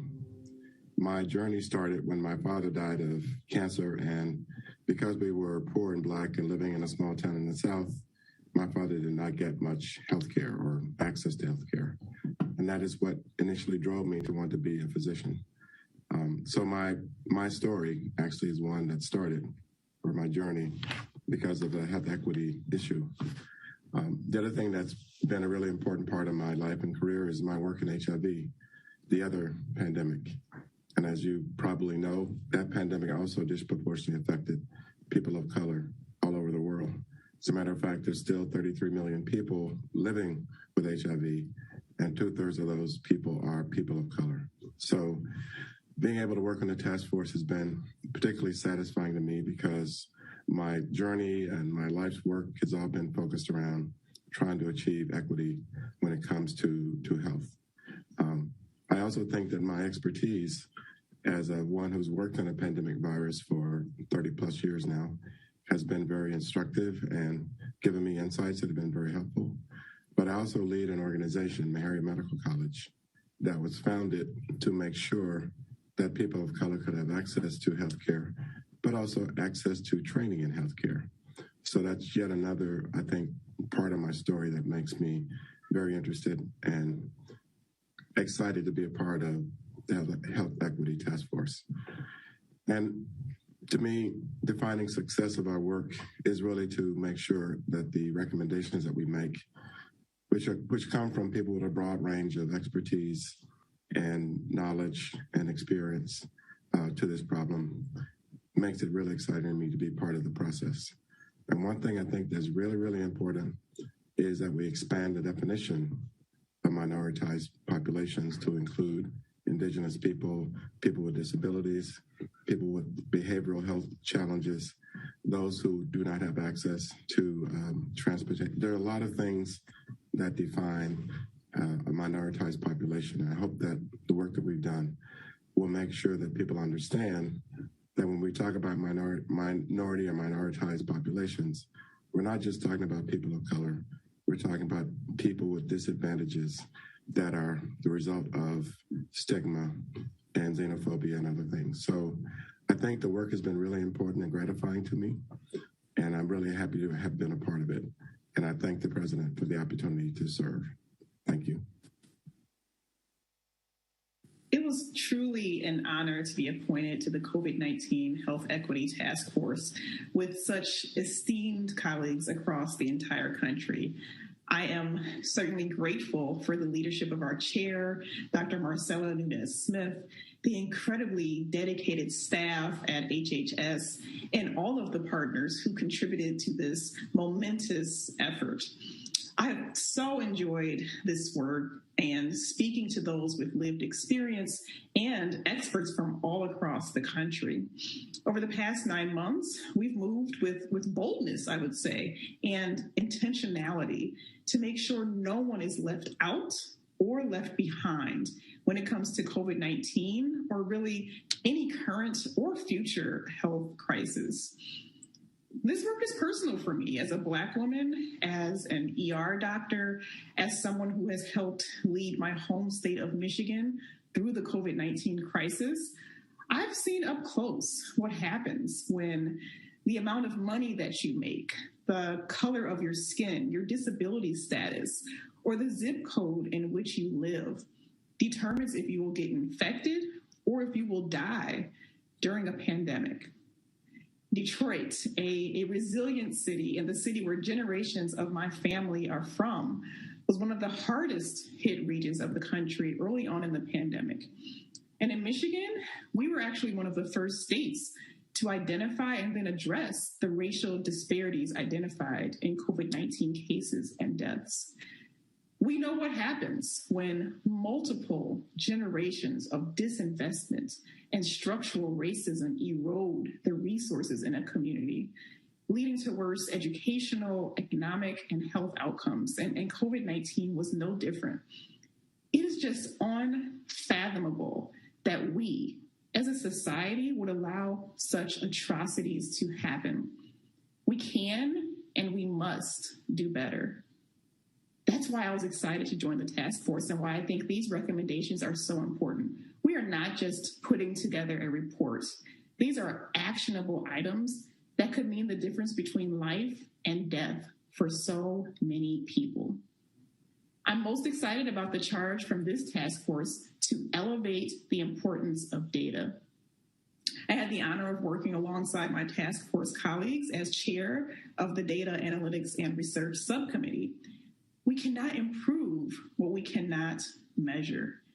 And we simply cannot be complicit in worsening health inequities by omitting or ignoring the data that assure every person in our society is seen, and that we have a subsequently targeted and robust public health response. We must advance with urgency the building of a robust, interoperable data infrastructure so we can advance policies and programs that address the needs of all communities. And I hope that we move with urgency in addressing the severe data gaps that I know have hindered our response and cost people their lives. I've just been so grateful for the opportunity to serve on this task force and hope we will move quickly and thoughtfully as a country to implement the task force recommendations. Thank you.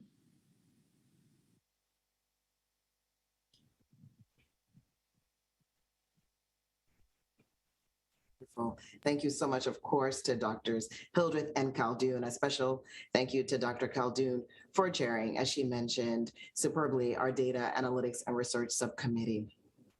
Very great. So thank you, everybody. We'll take a stretch, shall we? We'll return at 50 after. That's 2:50 Eastern Standard Time. And then we'll lean in to hear from our fellow ex officio members. Thank you.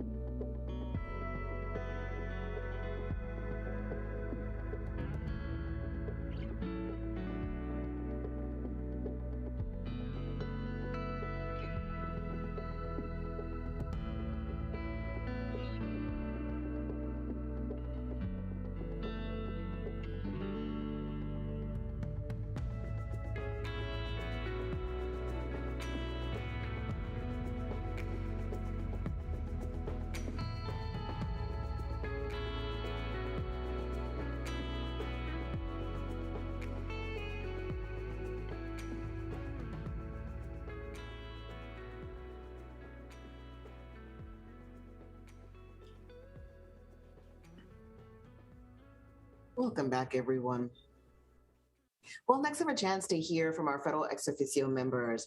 And I just want to say, I mean, the contributions from each one of you, extraordinary. I mean, from the earliest imaginings of the task force to recognize just how much having federal members would bring in terms of understanding where levers are and opportunities exist, and the close collaboration that I've been able to witness across all the members of the task force has been something to be celebrated. And so thank you to each one of you for all that you've brought to this work.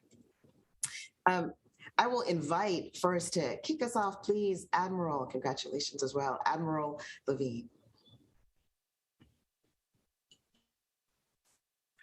Well, good afternoon, everybody. It's great to see you. I am Admiral Rachel Levine. I'm the Assistant Secretary for Health within the U.S. Department of Health and Human Services and an ex officio member of the task force. And it is my pleasure to join you today for the COVID-19 Health Equity Task Force final meeting. It has truly been an honor to work with all of the wonderful task force members, many new partners from many sectors across our nation, as well as the other ex officio members and colleagues from across our federal government, all towards the same essential goal of mitigating the health inequities that have been exacerbated by the COVID-19 pandemic. The work of the task force is absolutely critical to ensure that we mitigate those current inequities and that we prevent those inequities in the future. Over the past several months, the task force members have worked so hard and diligently identified, deliberated, and voted on recommendations for the President of the United States to help ensure that no one is left behind as we continue to tackle this most urgent health crisis. Now, we have all faced a very difficult and challenging year. COVID-19 has been taxing physically and mentally, and certainly we have all felt the strain of the pandemic. But the fact is that this pandemic has impacted some more than others, and that it underscores the profound health disparities that have plagued our nation for far too long.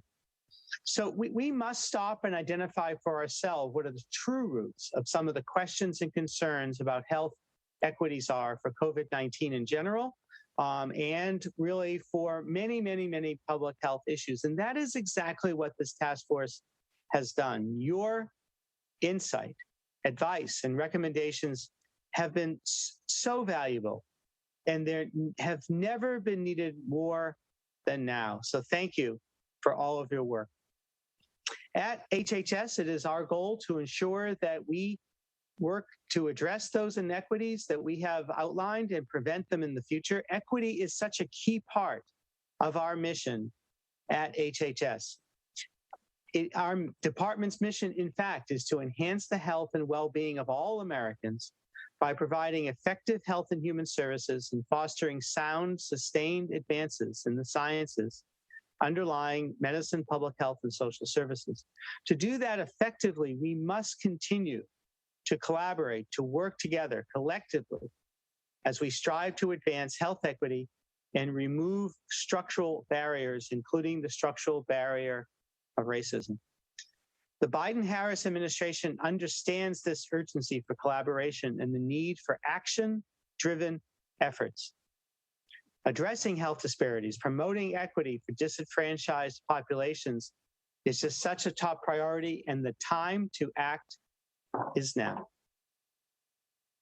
I would like to close by saying thank you to our wonderful task force members, Madam Chair, Dr. Marcela Nunez-Smith, and our absolutely fantastic staff led by Dr. Martha Okafor. Thank you for all of your hard work, your leadership, and commitment to advance equity as we strive towards our new post-pandemic reality. I and the Secretary appreciate all that you do every day. Thank you. Thank you so much, Admiral. Thank you for your service on the task force. And thank you as well to OASH and the federal staff team. Extraordinary support. Really very much appreciated. Thank you. Ms. Jolinda Johnson, please. Thank you so much, Madam Chair. And I want to echo so many of the comments that we've heard thus far. I want to say good morning and good afternoon to all those who are joining. Madam Chair, Dr. Okafor, thank you. My time on this task force has been profound, and I am so deeply appreciative of your leadership. I'm also grateful to my fellow task force members, as well as the ex officio members from whom I have learned so much. Thank you for sharing your knowledge about the challenges faced by rural communities, by incarceral populations, the experience of frontline nurses, and more. I'm so proud of the work of this esteemed group. I'm also proud of the work of my agency. And if you will indulge me, ma'am, I'd like to really just highlight some of that work. The Federal Emergency Management Agency has been tremendous over the last 18 months. I sit before you today representing thousands of dedicated professionals at FEMA who led the nation's effort to combat the pandemic and, once available, get shots into the arms of communities across the country. FEMA has provided support to every state, tribe, and territory in our nation. The response has been historic. Though I'm the person who's sitting before you right now, please know that there are so many who worked tirelessly to move our country forward. So to my FEMA colleagues, I say thank you and job well done. With regard to this fantastic task force report, the report being submitted here today represents extraordinary work. It also represents extraordinary opportunity. Universal health care, highlighted in several of the recommendations, represents the single biggest opportunity for progress, in my opinion. I mean progress for all, by the way, including those of us who are privileged enough to have excellent health care already, privileged enough to work at home and not on the front lines. What's important for all of us to remember is that a rising tide raises all sails. We are inextricably bound to one another. The work of this task force is a stark reminder that inequities in health access and outcomes hurt us all. They set us up as a country to be brought to our knees. We can and must do so much better by the vulnerable among us, by the marginalized among us, by all of our neighbors. As a girl from California, since that seems to be important, who now calls Virginia home, I never expected such an opportunity. I really want to say thank you. I appreciate all the hard work of the HHS staff and the contract support that we have, and I so look forward to the response of the President and Vice President to this tremendous work. Thank you. Well, thank you so much, Ms. Johnson. You're extremely humble. I want to thank you, as well as everyone at FEMA, for just the incredible service to our country. Phenomenal and appreciated. Thank you. Dr. Pritesh Gandhi, are you with us? Hey, how are you? Oh, wonderful, Dr. Gandhi, please. Thanks. Well, look, it's nice to be here. I'll say that it was a real pleasure to join with many of the other federal ex officio members in May. Unfortunately, my time was cut a bit short on this task force when in September 1st, DHS became the lead federal agency for Operation Allies Welcome. And in that capacity, we had to lead the medical and public health effort for our country to welcome our Afghan allies here. I will tell you, though, that it was a humbling experience to be a part of this group, certainly over the summer. And many lessons learned from even those preliminary conversations, noting that as of today, every Afghan evacuee that's coming to our country has the opportunity to receive the COVID vaccine, among others, particularly because we know and recognize the inherent inequities and access to healthcare when folks get resettled. And so I'm proud to say that for all of our allies that served us and served in this mission, that they will have access to the COVID vaccine upon departing these bases. I'll say that for me, this effort was personal. It was great to be on the healthcare access and quality group. I live in what is still a fairly divided city here in Austin. My background is that of an internist and a pediatrician, having led a federally qualified health center for, having co-led a federally qualified health center for many years, up until joining this administration on January 20th. I'll tell you that in the early months of the pandemic, it was very clear the profound effect of inequity and race on health outcomes. Austin is divided by I-35. It's a major highway that cuts through the heart of Austin. East Austin is traditionally a lower income and unfortunately an area where predominantly there was a vibrant community, people of color, others, and increasingly that is being pushed away. And I'll tell you that in these early months, story after story of individuals that had limited access to care, or what I'll remember quite clearly, the young man who was diagnosed with coronavirus in our clinic. I remember the exact room that he was in, quite literally struggling to get air. And upon us making the decision to call 911, decided that he would not be able to afford that ambulance ride and would not be able to afford the subsequent hospital visit. And I'm not quite sure what happened to that gentleman. We lost track of him afterward. And I'll tell you that was one of many stories where regularly patients that we would diagnose with COVID, their first question or their second question was, how am I going to afford the hospitalization? How am I going to afford the ambulance visit? And what we realized that all of us docs and nurses were having to make the very tough choices of, is this patient safe to go to the hospital in a private vehicle? Is this patient safe to be at home? And I'm dismayed. It makes me embarrassed at times to be a part of a system that cannot provide core care to our fellow humans that live here in our country. And so I'd say that the work that occurred over these last few months is mission critical for these individuals and communities that have been marginalized and have been on the fringes of being able to access our healthcare system. As Vincent noted, I think the most powerful recommendation is recommendation 55, which is recognize healthcare as a human right. And I think particularly that second stanza that talks about regardless of immigration status. My life's work has been in providing care to those that are undocumented and documented. And I see that in my clinical practice and certainly see that front and center here as the Chief Medical Officer of the Department of Homeland Security. I think there is huge opportunity to act. And I look forward as the CMO at DHS to take these recommendations to our senior leadership and to engage on these as best as we can. So I'm grateful to this group and grateful for what the future holds for our city here in Austin and across the country. Thank you all. Thank you, Dr. Gandhi, and thank you for continuing to stay engaged and close to the work of the task force, even as you took on so much more. Really grateful to you and DHS there for all the service right now to our country and our allies. Ms. Shannon Pazer, please.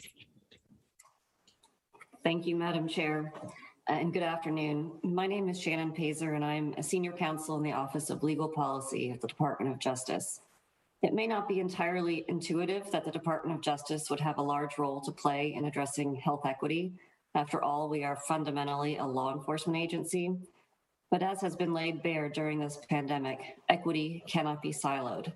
Health equity is inextricably linked to equity in all of its forms.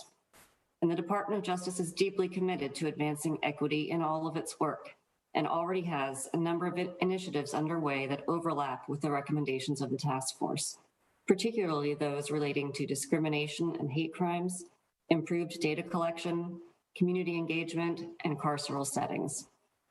With respect to hate crimes, for example, the Justice Department is taking steps to improve incident reporting, increase law enforcement training and coordination, prioritize community outreach, and make better use of civil enforcement mechanisms. These efforts have included increasing investigative resources for civil rights cases, expediting the department's review of hate crimes, increasing language access, and revitalizing the Community Relations Service. In addition, the department recently announced an internal review of its grant funding to ensure that public funds are not being used to finance illegal discrimination. Among other things, this review is expected to include recommendations aimed at strengthening grantees' data collection and reporting efforts. While we are gratified that a number of recommendations are already being implemented at the Department of Justice, we know there is much more we can do. In the coming weeks and months, we look forward to evaluating and implementing the task force's recommendations and doing our part to ensure health equity for all. On a personal note, it has been a privilege and a profound learning experience to serve on this task force alongside the deeply dedicated experts we've already heard from.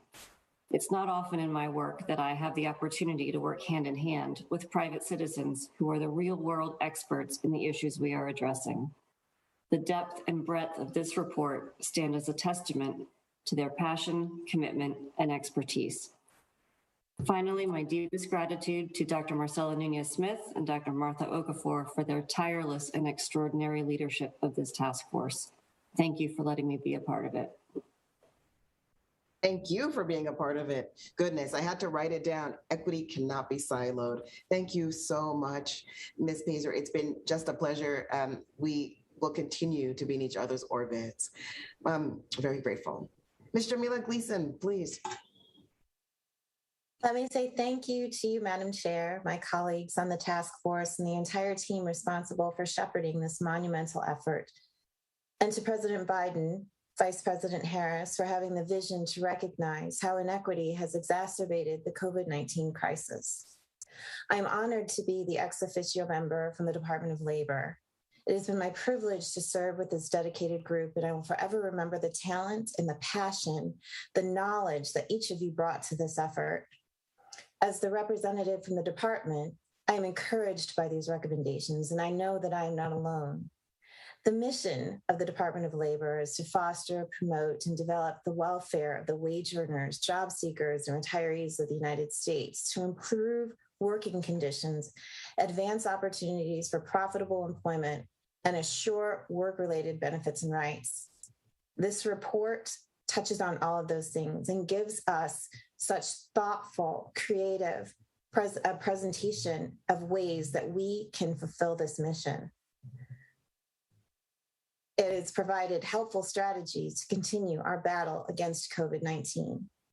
It has been encouraging to hear all of your perspectives, and I know I'm not alone in saying that DOL leadership and employees alike are eager to be a part of the effort to change the tide against this disease that has ravaged so many of our communities.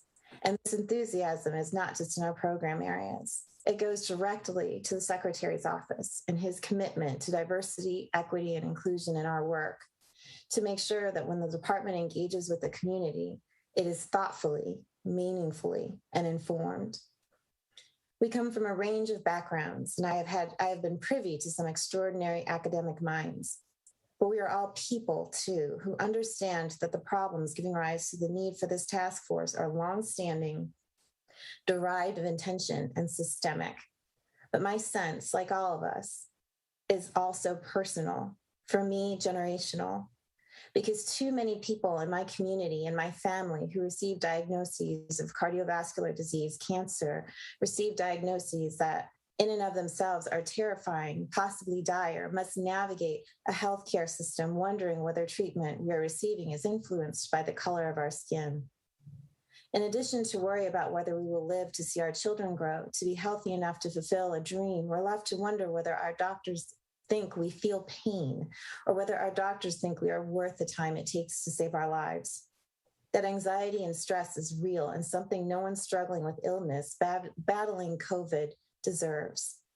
Equal access to healthcare, to health, is a fundamental human right. And I appreciate the opportunity to have that conversation with you all as well. Many stars have aligned for us to get to this moment, and I am so grateful for the opportunity to shine a little brighter because of and with all of you. Many stars have aligned. Thank you so much, Ms. Gleason. Grateful to you and Labor for the partnership in the work. Thank you so very much. I'll turn it over to Dr. Jessica Kardashian, please. The floor is yours. Great. Thank you. I'm going to begin as well, just with a heartfelt thank you to you and to Martha for guiding us through this work. And also, as others have said, an honor to be a part of this work. It's been an honor to be a part of this administration on behalf of the Department of Education, but then to get the opportunity to be a part of this work has just made this experience all the more meaningful. I also want to say that this work has helped inform our work at the Department of Education. We see ourselves as a service agency, and our role is to support states and districts and schools in meeting the needs of the whole child, their social, emotional, mental health, physical, and academic needs. So the work of this task force is integral to the work that we do every day. We also believe that schools are the center of community and know that they play an important role in advancing these recommendations. Of the 55 recommendations that are being proposed today, 9 of them touch upon education. And that says something about how our role in supporting the work of the task force moving forward. It begins in early education, making sure that our families have access to high quality early child care and education. Our administration has called for a significant increase in the investment of community schools, full service community schools that are designed to meet the needs of the whole child and their families and improve academic outcomes for students and the opportunities that they have available. And we are greatly appreciative that the task force has recognized how schools are often the center of communities and how they can serve to be that bridge for families and students to the services and supports that they need. The work of the task force also recognized the role of schools in supporting racial, cultural, linguistic, and disability status inclusion, and that begins in early education through K-12 and higher education, and the diversity of our workforce, and in how we help our students learn and grow and work together. The task force also recognized the importance of college affordability and making sure that we have a pipeline of diverse healthcare educators. And that is a commitment of the administration that we want to make sure that our healthcare system looks like America as we do with our teachers, and college affordability can often be a real barrier to that. And we, again, want to make sure that those supports are provided. And the last thing that I will say is that, often the work of equity is something that is considered at the end or after recommendations are formed or separately. And from the very first gathering or meeting of this task force, it was very clear that the equity was not only at the center, it was the way that we approached every recommendation, every conversation. And it is evident through the work that this task force has produced, and that is a result of the leadership and making sure that we stayed very focused on our mission at hand and did not treat equity as an afterthought, but as our guiding principle. And so thank you to the task force members, the experts who shared, and everyone else. It's been an honor for me, and I know that the Department of Education is fully committed to moving these recommendations forward. Thank you. Thank you so much, Dr. Kardashian, and for that outstanding partnership with the Department of Education. Just really appreciate all of your many contributions. I also want to acknowledge, I think 2 of our colleagues or ex officio members got called away at the last minute to attend to urgent business, but I'm very grateful as well to Dr. Bleich and the partnership with the U.S. Department of Agriculture, as well as Mr. Richard Cho and the partnership with Housing and Urban Development. Thank you, everyone. As Dr. Okafor talked about earlier today, there are 2 deliverables. We have previously discussed as a group the 55 prioritized recommendations voted on in September that are included in deliverable 1. We wanted to spend just a couple minutes in conversation around perhaps some of what we can take away from the proposed implementation plan and accountability or evaluation framework. And so, with the permission of the task force, I have just a few questions that I'd like to raise for our consideration and group discussion to help bring others into some of our thinking as to where there is potential. So many have spoken to this being just a really important milestone, but the work journey continuing. And so, how do we ensure that process will lead to and yield success? So to begin, and you've heard of the 4 outcomes, and they're included as well in the report that are overarching. Most certainly, as this task force worked on these documents, the federal administration was key in mind as a main implementer. But the reality is it will require coordination across federal, yes, but state, local, tribal, territorial levels, as well as partnerships, something that we have spoken to so often, we speak to in the reports as well, but partnerships that are across diverse sectors and invite stakeholders as well from many disciplines and domains. So reflecting on that and your own personal experiences and professional experiences during the pandemic, and you've shared some insights there, but what particular sectors, who, what stakeholders do we need to bring into this work to get to success?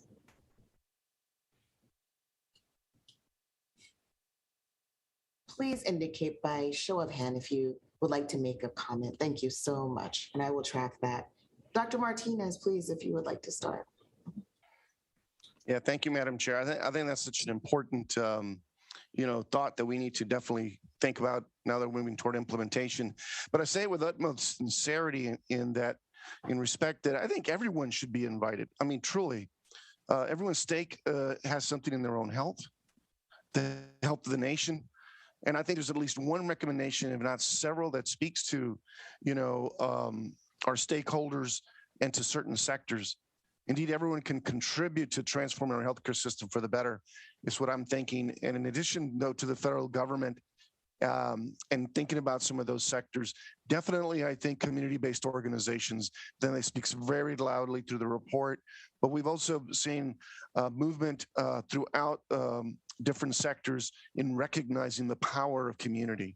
Nonprofits, by all means, that's another sector. The philanthropic sector, of which I'm a part of, we have been and continue and must be partnering with our federal government, local and state governments. There's so much that you can do here, as well as the private sector. We ought not to forget about our private sector.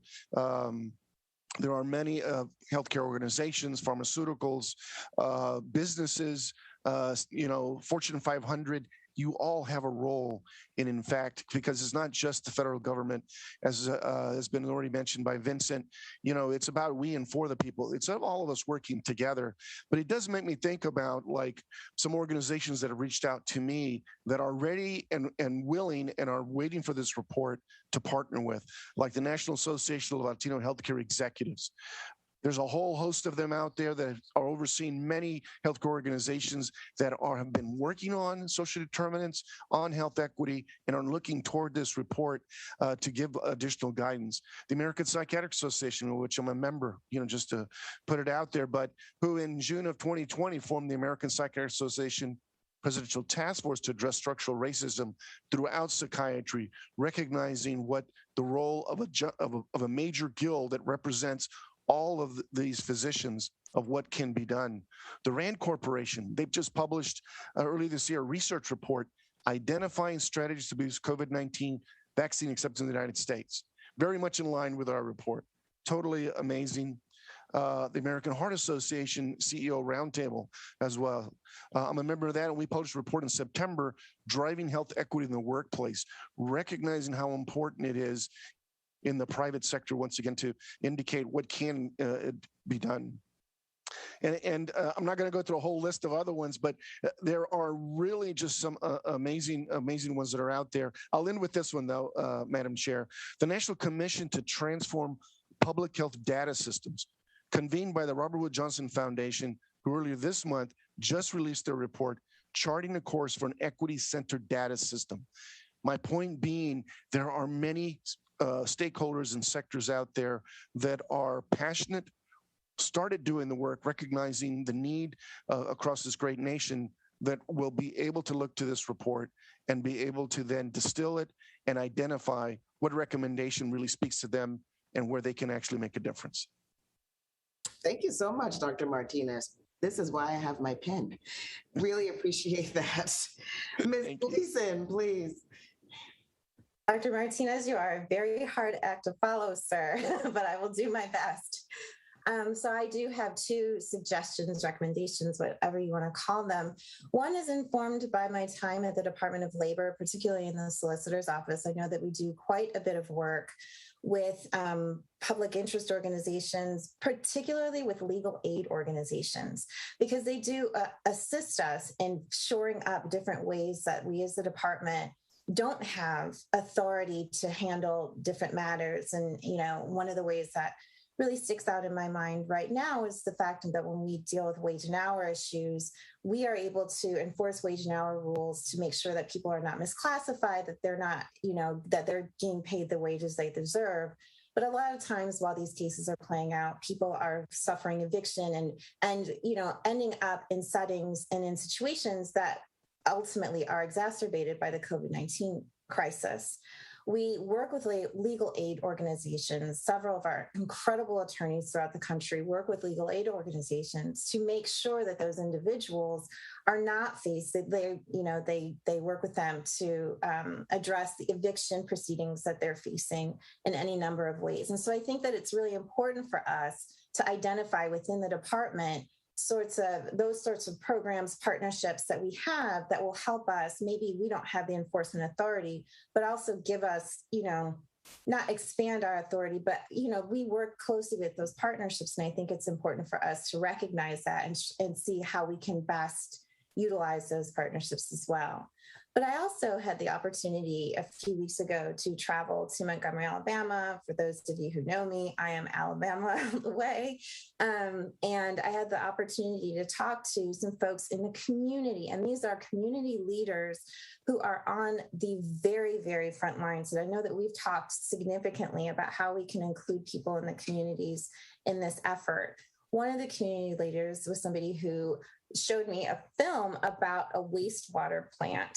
And the residents of the community were not even hooked up to that plant. And to think about the fact that you can live in a community that you don't have access to a resource is something that we need to be talking to people like this in the community and saying, how can we, you know, address these issues? What are the issues that are depriving people of the particular resources in their community that will help them to stay healthy? I mean, that was one of several examples that I was fortunate enough to be apprised of in that one particular trip. And so I think that it's really important for us to be mindful that there are community leaders who, you know, unlike us, we are all wonderful and I greatly respect the people on this task force, but I think that it's really important for us to continue that engagement, to continue talking to people and, you know, having these conversations because, you know, if we don't know the problems, we don't know the problems. So I will leave you all with that. Hopefully I did Dr. Martinez, my follow-up back to him, justice, but thank you all for the opportunity to speak. Thank you. Extraordinary contributions. Very much appreciated. Mr. Toronzo. Thank you, Madam Chair. Well, over the course of history, I just want to mention that we've never seen, you know, the most powerful movements throughout our history occur without young people being the driving force and incredibly vocal about these movements.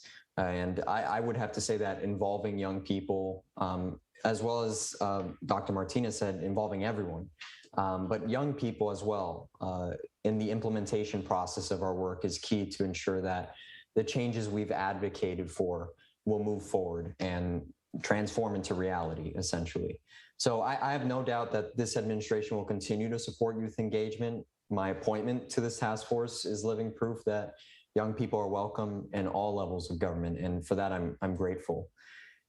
We've seen youth-led organizations like Teens for Vaccines and the Chicago Vaccine Angels prove that the next generations have shown commitment to promote COVID-19 vaccinations across the country and promote other causes as well.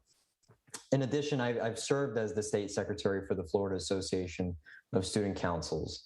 And there I was able to work with brilliant young minds that committed themselves to issues like mental health, helping foster children and ensuring that they receive assistance during the pandemic, and ensuring that LGBT community is treated fairly. I suggest that the federal government partners with statewide and national student government organizations who have done incredible work in their communities. Working with the brilliant young role models behind these efforts will surely ensure that equity is the core of implementing our recommendations. Thank you, Madam Chair. Thank you, Mr. Toronto. Mr. Watts, please. Thank you, Madam Chair. Several of our recommendations center around involving the community in our response, involving them, and I think that's really important. And I want to urge us to go a step further and make sure that we are, to the extent that we can, that these recommendations involve people with the lived experience of COVID or whatever the condition is that we are trying to address. I can say that as someone who's been working in the Federal Qualified Health Center movement for a long time, that one of the strengths is that consumers or patients are on the board of directors, but that is especially true for the 300 Healthcare for the Homeless programs, where we really work to make sure that those with the lived expertise of homelessness are giving input from the very beginning into their programs. I was privileged to join a few listening sessions, but hearing from those suffering from long COVID gave me more information and insight than I would have gained from reading journals for a month. Those who are closest to the problem are best situated to help create a solution to the problem. So in sum, I hope that when we call for involvement of the community, and I know that we are serious about it, but I hope that we can urge the healthcare system, human service system, and government to go against our practice of formulating an idea and then asking for feedback from the community, instead of having their input from the very beginning in formulating the proposed solution. Thank you. Thank you, Mr. Watts. Ms. Johnson, please. Thank you, Madam Chair. I actually would like to follow up on the comment so eloquently laid out by Mr. Watts and encourage local governments in particular to work across different departments within their local government. From our vantage point at FEMA, when we were working with states, grant recipients from FEMA to set up community vaccination centers, to roll out efforts to assist them with helping their state to combat the pandemic. What I found time and time again, and I beg the indulgence of my task force members because they've heard me say this before, but I think it bears repeating. What we found time and time again is that the emergency management community that was called upon to lead the response in states was not typically and almost exclusively, there's only one state that I can think of for which this is not true, they weren't connected to their public health officials. They weren't connected to community-based organizations. Emergency management requires that. Equity requires that. So I really want to reemphasize the importance of Mr. Watt's comments about involving communities with individuals who have lived experience. When this country faces its next pandemic, it's imperative that public health officials for each state, as well as emergency management communities across states, across territories, across local governments, are connected to one another, connected to community-based organizations that actually know the individuals who are most impacted. They know what they need, and they can absolutely help in the best way. That collaboration was missing throughout most of the country until just recently, and I really hope that those relationships are kept up as we move forward. Thank you. Thank you, Ms. Johnson. Excellent point. All right. I wanted for our next question, maybe piggyback and pick up on something that Dr. Khaldun actually said in her recorded remarks. So many of the additional action steps that we include in the second deliverable speak to data.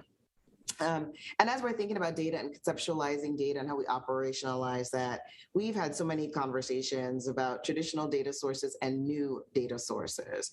And I suppose my question is, from what you've seen and witnessed, where are those opportunities? How might we think about new and different and diverse data sources in this work? And are there important lessons for us to consider moving forward?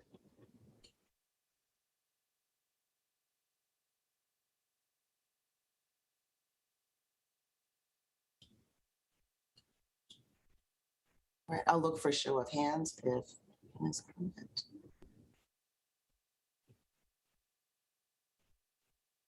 Dr. Venters, please. Thank you. I think that's such a profound question because we sometimes focus on the logistics and the technical aspects of how to analyze data, which on the academic side is certainly an important discussion. But I think one of the revelations in this task force work has been that whole groups of people are left out of our public health surveillance system, and not by accident, but by design. So when I go to a jail or a prison, many of the people, sometimes more than half of the people who had COVID-19 were never tested. So those people are not on anybody's radar, not only for having this acute problem, but for the long COVID and the problems that may persist afterwards. Many of the sickest people are not on the radar, for instance, for special prioritization for release if their chronic health problems aren't known and if there's a program in place. So I think that going back to, again, I'm not the first to say this, but going back to what Mr. Watts said, it's that we have to start with people when we have data disparities, the people who experience these health outcomes, who are in these settings, talk to them about what our data misses, which behind bars is almost everything, and then integrate their voice into designing new and better data platforms for COVID, but for certainly all the subsequent public health responses. Thank you so much, Dr. Venters. Appreciate that. Ms. Alvarez, please. So I think we've got a little bit of a trend here. I also want to follow up on Mr. Watt's comments. He spoke to the critical importance of listening to people with lived experience and really considering those stories, those experiences, those perspectives and challenges as data, as valuable data that can inform our work and our response is essential to having a more equitable response. So part of these recommendations, you'll see this idea of being equity-centered repeated. And being equity-centered truly is lifting up and valuing the experiences of people that are going through these challenges.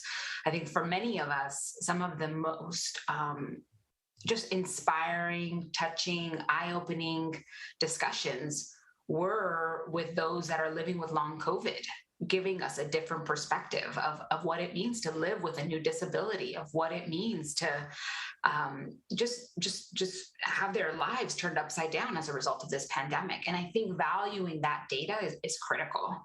And then the only other piece I will add that I have appreciated in Dr. Khaldun's leadership and this task force's contributions is really the need to utilize the leadership and expertise of our community partners in order to collect more accurate data.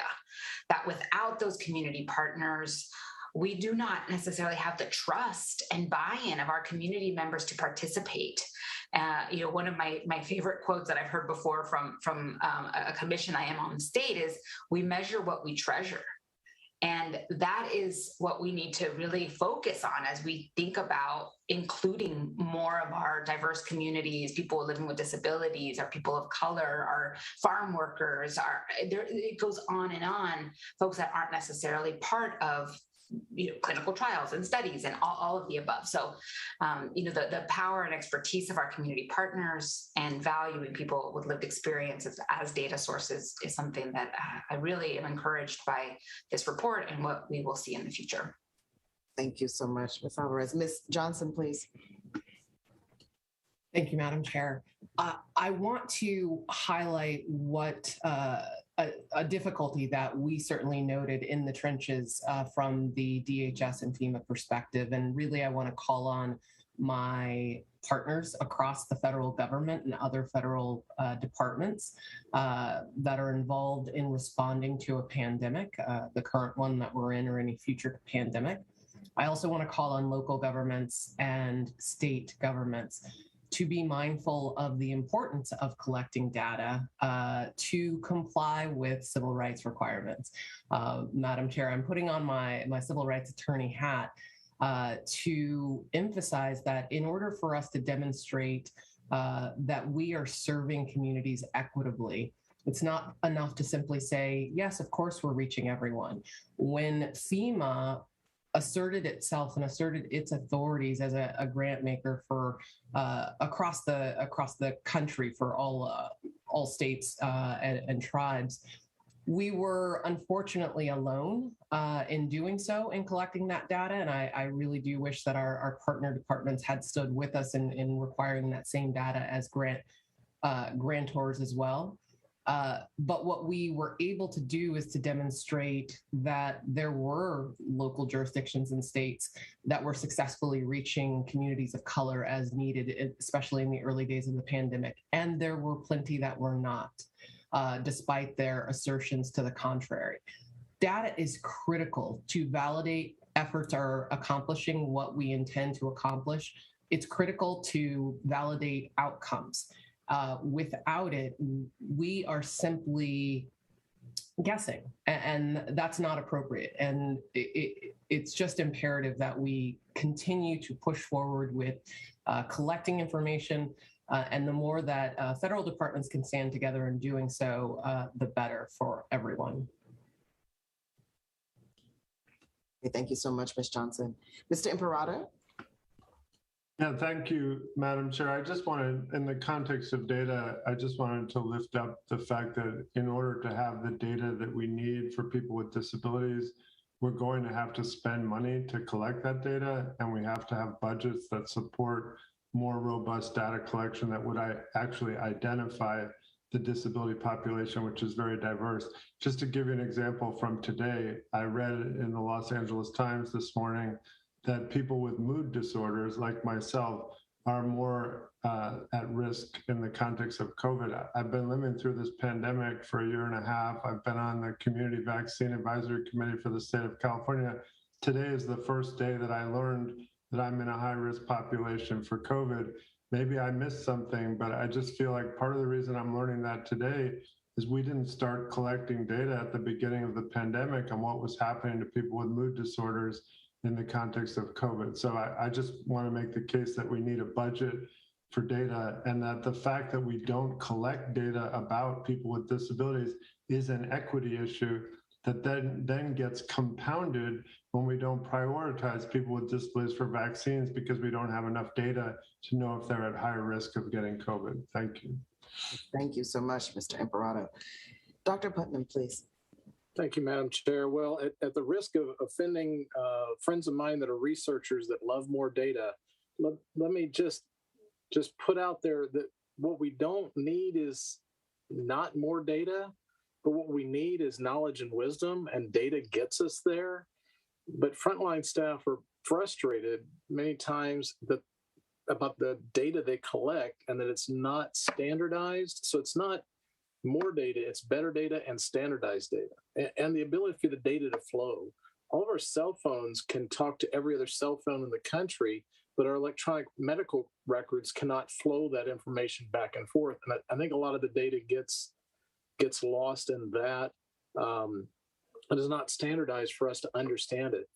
It is difficult for frontline staff to enter all that data and then not have it turned around to be used to help their patients.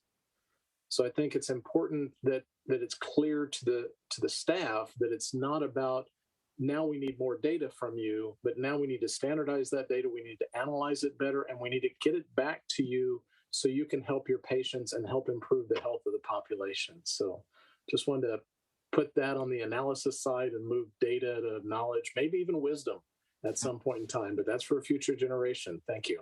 I love it. We give that to Mr. Toronzo. Thank you so very much, Dr. Putnam. Really appreciate those comments and perspective. Ms. Turner, you get the final comment for our discussion.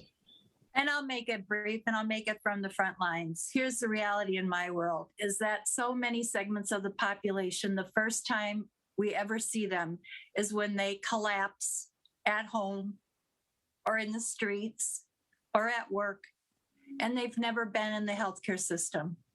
And so the first time they come in, they're coming into the ICU in life-threatening conditions.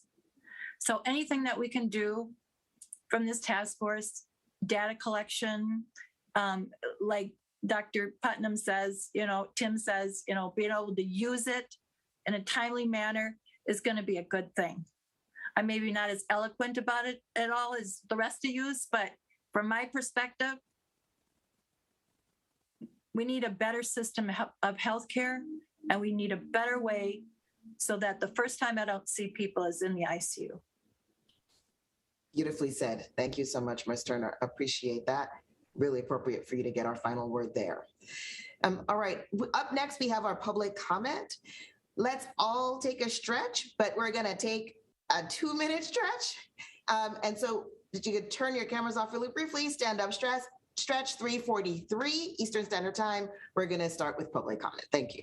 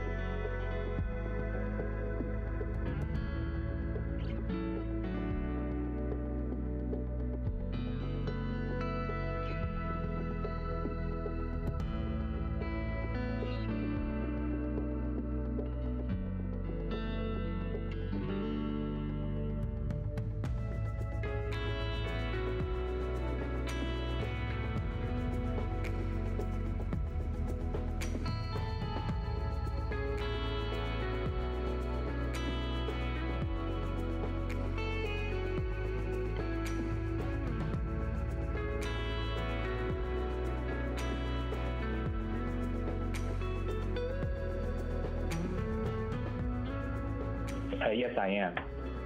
Thank you, Captain Wu. We're prepared for public comment. Great. Thank you, Madam Chair. So as with all federal advisory committees, this is an opportunity for the task force to receive comments from members of the public. As mentioned earlier, the invitation was noted in the meeting notice published in the Federal Register. We have received quite a number of requests to address the task force today. We also made every attempt to accommodate those who registered after the October 22nd deadline. For those who we are not able to accommodate, we invite you to submit written comments for the official meeting record by November 4th, which is next Thursday. Please refer to the published meeting notice for more details on how to submit. I will announce the speaker's name and affiliation. When you are called, you can go ahead and unmute yourself on Zoom. If you are on the phone, press *6 to unmute. So first, we have Dr. Harold Schmidt from University of Pennsylvania. Dr. Schmidt, you have 3 minutes, and please proceed. Thank you very much. My name is Harold Schmidt. I'm an assistant professor of medical ethics and health policy at the University of Pennsylvania. First, an enormous thank you again to the chair, the task force members, and especially also the staff for this outstanding work, just really so amazing. As I followed presentations today, I had to think about an instruction I came across quite a while ago now on a carved oak board on the wall of a workshop when I used to be a cabinet maker in Germany. Now, cabinet making is not generally known for its rapid embrace of innovation, and this board expressed this by listing the 3 golden rules of German craftsmanship in case somebody would suggest doing things differently. And the rules were, first, we've always done it that way. Secondly, we've never done it that way. And third, anybody could say that. The reason I'm bringing this up is that regrettably, it seems pressing to consider alongside this landmark report the power of path dependency that these rules express. Here's one example. In a recent discussion paper by the National Academy of Medicine on equity lessons learned in crisis standard of care, the authors conclude that, quote, protocols that will be used for making urgent allocation decisions in a disaster cannot be expected to remedy historic and structural inequity. However, they should not exacerbate underlying disparities, unquote. Another example, at a recent National Bioethics Conference, Dr. Dawes highlighted in an inspiring keynote the linkage of health, place, and race, the political determinants of health, and how law and policy can be both sources of disparate outcome, but also be used to accomplish the opposite. Yet that was not the theme in any of the sessions focused on crisis standard of care. Here, colleagues involved with establishing and implementing triage protocols all generally agreed that we now have clear evidence that the SOFA score erroneously assigns Black patients lower priority in ventilator access, but all things considered still felt it was good enough to be used.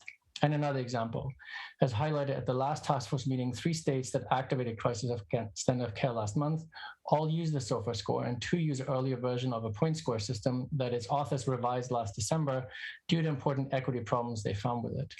Dr. Nina Smith rightly urges us all to work to reverse the predictable patterns of who gets harmed first and worst. In vaccine allocation, we've seen unprecedented movement in this regard, in particular through the widespread adoption of disadvantage indices. Yet when it comes to currently active triage policy, to leading triage voices and bioethics, and expert committees tasked with assessing crisis standard of care equity, it seems we find agreement only on not exacerbating, that is, maintaining inequities. And in using the SOFA score in the knowledge that it is harmful to communities of color and people with disabilities, not even this threshold is met. Why is this so now and today? A confluence of factors seems at play. The view that in an emergency, the perfect can't be the enemy of the good, that aside from ventilator triage, a myriad of other crisis standard of care elements needs managing, that a triage framework is better than none, that while there may be alternative scores and modifications that cumbersome or complicated or just too new, or that we can just come back to this when we have to, now that we finally seem to have turned a corner and are still busy with other related matters. It's important to acknowledge pragmatic constraints, but these and related reasons are not good enough if we're sincere about equity. So all to say that while path dependency and the role of competing and shifting priorities may seem banal, understanding and addressing their roles is crucial for the task force's next step and underscore a further facet of the critical relevance of the implementation and accountability framework. And it could be more important in some areas than others. For crisis standard of care, it requires proactive engagement of key stakeholders, including the state and hospital association level, to understand barriers and conduits of real progress with health equity. Thank you again for opening a major, new, and urgent chapter with this landmark report. Thank you, Dr. Schmidt. Next, we have Dr. Lynn Taubman from Spectrum Health. Dr. Taubman, you have 3 minutes, and please proceed. Thank you very much. My name is Lynn Todman. I am Vice President of Health Equity at Spectrum Health, which is an integrated healthcare delivery system located in Southwest Michigan. We're an $8.3 billion enterprise with 31,000 employees, 5,000 physicians and advanced care practitioners, and a dedicated $100 million in funding for health equity work. My thoughts about the final recommendations you've put forth, particularly focused on priority number 5 that references a permanent health equity infrastructure in the White House. It shouldn't be lost on any of us that the last time we experienced a watershed moment like this was almost 50 years ago, with the 1964 enactment of the Civil Rights legislation. That legislation outlawed discrimination based on race, color, religion, sex, national origin, and later sexual orientation and gender identity. It prohibited unequal application of voter registration requirements, racial segregation in schools, healthcare settings, and employment discrimination. And because of that legislation, as a nation, we've made great strides. However, we all know that racism is a complex adaptive system. It has a way of reinventing itself and showing up despite policies, regulations, and reforms that have been intended to eliminate it. And as a result, we haven't progressed as far as we might have thought we would or hoped for in 1964, and the disparities in social and economic conditions that impact health persist. They persist in education, employment, income, wealth, housing, food, transportation, and so on. These disparities are predictably reflected in health inequities, such as pregnancy-related mortality, heart disease, hypertension, diabetes, obesity, and death from cancer. These disparities and their underlying social and economic drivers fueled the harms the pandemic had on communities of colors. It is the persistence of these disparities, despite impressive historical efforts, that inspire my comments. It's worth lifting up Priority 5 that references a permanent health equity infrastructure in the White House and punctuating the many other references made throughout the document calling for this work to be institutionalized and embedded across all federal agencies. The institutionalization of health equity priorities and work across federal bodies is mission critical. It's critical given the systemic and dynamic nature of racism, which has effectively muted past efforts to eliminate health inequities. We witnessed significant moments of hope and progress and promise that were subsequently thwarted by backlash, pivots, pauses, and redirects that robbed energy and focus from the work that we're all committed to. References in the documents to sustainable funding, regulatory reforms, and other types of structural changes signal the intention of the recommendations. I just want to take a moment to note that it's essential to hardwire this work into the institution's charge with shepherding the recommendations forward, because as we've learned over the decades and centuries of trying to advance health equity, the drivers of inequity persist, they adapt, they flex, they find holes, they push back. But I commend you for this work. I am so grateful for this work and everything you've done, and I am proud and I'm hopeful. Thank you. Thank you, Dr. Topman. Next, we have Dr. Arthur Evans from American Psychological Association. Dr. Evans, you have 3 minutes, and please proceed. Okay, thank you. I'm the Chief Executive Officer of the American Psychological Association. APA is the largest professional association representing the practice and science of psychology in the United States, with over 122,000 clinicians, researchers, consultants, students as its members and affiliates. But really importantly, our members reach hundreds of thousands of people each year, providing direct services, conducting research, and training students. I want to first start by thanking the task force for your work in getting these 55 recommendations to this point. You've developed a strong roadmap that will position the nation to achieve the laudable health equity outcomes that we all want and desire. As the work now shifts to generating action, I want to share with you 3 points we see as essential to the successful implementation of the recommendations going to President Biden. My first point is this: if the nation's behavioral health needs are not a central focus of our approach, our response to the pandemic will be incomplete and inadequate. Too often, mental health is treated as an afterthought, a luxury that we can get to after we've addressed people's physical health needs. But nothing could be further from the truth. We and others have highlighted the disease burden that the behavioral health issues place on our nation. And the data are clear. Our nation is experiencing a behavioral health pandemic like nothing we've ever seen before. Practically every survey illustrates the magnitude of the problem that we face, and our clinicians are telling us and seeing this as well. Our school psychologist colleagues are telling us that while many children are back in schools, many are disengaged, unable to focus, using more substances, and are considering suicide at much higher rates. Our organizational psychologist colleagues are telling us that issues like psychological safety, work-related stress, and burnout are having a disproportionate negative impact on frontline workers, many of whom are people of color. Our psychologist colleagues working primarily with indigenous communities are telling us that people are just exhausted and broken. Their energy is depleted from dealing with chronic and pervasive levels of stress and loss, not only due to the disproportionate impacts of the pandemic, but longstanding historical burdens like racism and discrimination. We just cannot afford to wait anymore. It is urgent that we address these issues now.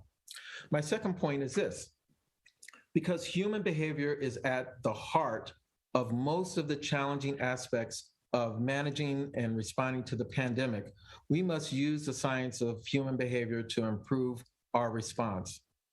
For instance, psychological science helps us understand phenomena like attitude formation and persuasion that contribute to challenges like vaccine hesitancy. Psychological science also helps explain why people do or do not engage in health behaviors. For years, health and pediatric psychologists have been at the forefront of helping patients with diabetes more consistently check their glucose levels and motivate those with kidney disease to stay on sodium-free diets. Similarly, we should be using this behavioral science to encourage people's uptake of COVID mitigation strategies. My third and final point is this: given the complexity and the magnitude of the challenges related to achieving health equity, the administration should utilize a population health framework to implement these recommendations. While we believe this is important for all of the recommendations, let me explain why it is so critical for behavioral health. The framework that we use must acknowledge the fact that our nation's approach to behavioral health was inadequate prior to the pandemic, particularly for people of color. And that's only been exacerbated by the pandemic. We can no longer afford to do more of the same thing and expect to get different results. So what does it mean to use a population health framework for how we address the nation's behavioral health needs? It means that we don't only focus on people with a diagnosis or who are in crisis, but we also employ strategies to address people who are at greater risk, to mitigate those risks, or to intervene at the earliest possible moment. And we also must focus on people who are healthy to help keep them healthy. We know a lot about the correlates of good psychological health, and we should be using that information to promote good mental health. This is the only way that we'll be able to deal with the magnitude of the problems that we have or the challenges that we have. And this is what we mean by a whole population approach, not just focusing on those who are sick. One other point about that: we believe that this not only addresses the issues that we're seeing in the pandemic, but it really is consistent with the president's imperative to build back better. I'd like to close by thanking you for this opportunity to speak on behalf of the American Psychological Association. We greatly appreciate your commitment to addressing the issues of health equity. And if I could just say on a personal note, this is really a monumental moment for our country. And the roadmap that you have developed has a potential for enormous impact in the lives of millions of Americans. And I am personally grateful, and I am grateful for our association and for our discipline and profession. And we stand ready to help the administration implement this roadmap to effectively achieve the goals that you've laid out. Thank you. Thank you, Dr. Evans. Next, we have Ms. Riva Singh from American Academy of Physical Medicine and Rehabilitation. Ms. Singh, you have 3 minutes, and please proceed. Hi there, thank you so much. My name is Riva Singh. I'm the Director of Advocacy and Government Affairs with the American Academy of Physical Medicine and Rehabilitation. I want to start off by thanking Dr. Nunez-Smith, the task force, and the staff for your diligent work, your recommendations, and today's insightful comments. AAP-MENAR is grateful for your attention to the massive issue of health equity and dedication to inclusion. Today, I'm focusing my comments on the task force's long COVID recommendations. Earlier this year, AAPM&R put out a call to action to create a comprehensive national plan to meet and defeat the long COVID crisis. This crisis is only getting larger as time goes on. We are grateful to the task force's work and thoughtful recommendations to address this issue, but there is more work to be done beyond a communications campaign.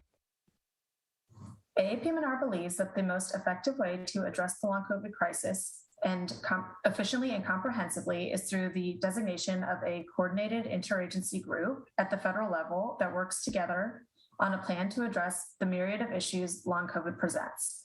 That includes healthcare infrastructure, equitable access to care, clinical research, but also the impacts of long COVID on the economy, accessible education accommodations, workplace accommodations, disability evaluations, and many other issues that may arise from an estimated 12 million Americans and counting suffering from long COVID symptoms. We believe that this is imperative to ensure there are no gaps in access to care, benefits, or resources, and we believe this recommendation is aligned with the task force's work. AAPM&R's multidisciplinary collaborative of physician specialists, researchers, and patients is working to put out consensus guidance statements addressing some of the most commonly appearing symptoms of long COVID. Our fatigue consensus guidance statement was recently released, but additional statements are in the works, including statements on cognitive impairment, breathing discomfort, cardiac and autonomic issues, neuropsychology, and pediatrics. This collaborative is a wealth of knowledge, not only clinically, but also to understand access to care barriers for patients and healthcare infrastructure concerns and gaps. We hope the Health Equity Task Force will recommend AAPM&R be considered a resource on long COVID and included in any stakeholder advisory group. And we look forward to seeing how the report recommendations are implemented. Thank you so much. Thank you, Ms. Singh. Next, we have Ms. Avery Pakulis from First Focus on Children. Ms. Pakulis, you have 3 minutes, and please proceed.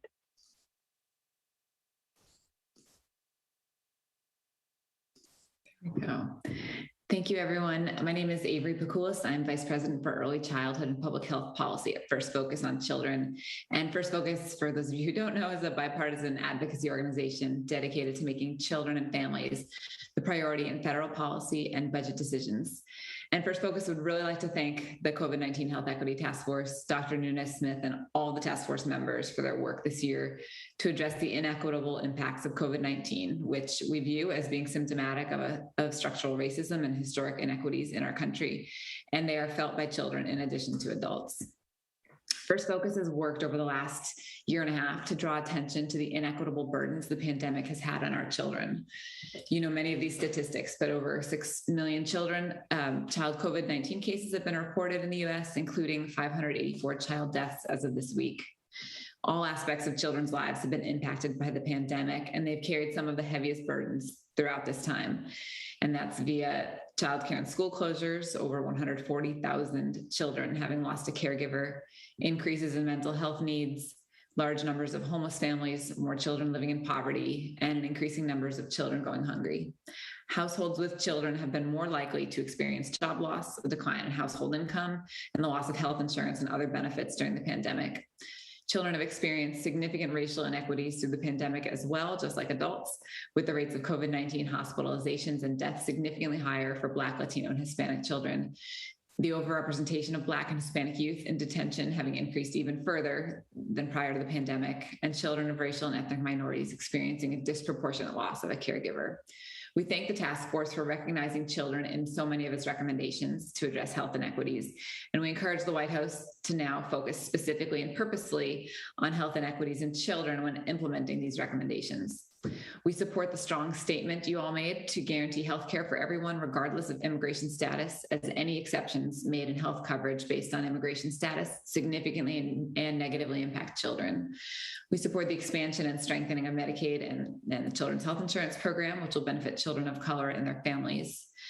Prioritizing vaccine distribution, testing, and treatment in communities of color and underserved communities, as you all suggest, will also benefit children as we consider children to be an underserved population. The COVID-19 pandemic has exposed and exacerbated great needs in behavioral health services, as was just mentioned, for children that must be addressed and are recognized here. And we also appreciate the recognition that homeless youth face significant obstacles, and for you including housing supports in your recommendations. We appreciate the attention you paid to the needs of children in carceral settings and those in congregate care, and the recognition that early learning settings and schools play an important role in caring for and creating equity for children and their families and their health. The recommendation to provide paid time off for COVID-19 testing, vaccination, and recovery is vital, and we urge the administration to ensure that this kind of time off also allows caregivers to get their children tested and vaccinated and for their children to recover, as we recently urged the Department of Labor to do. And finally, we urge the administration to include people representing the specific needs of children in any pandemic response authority that it creates based on your recommendations.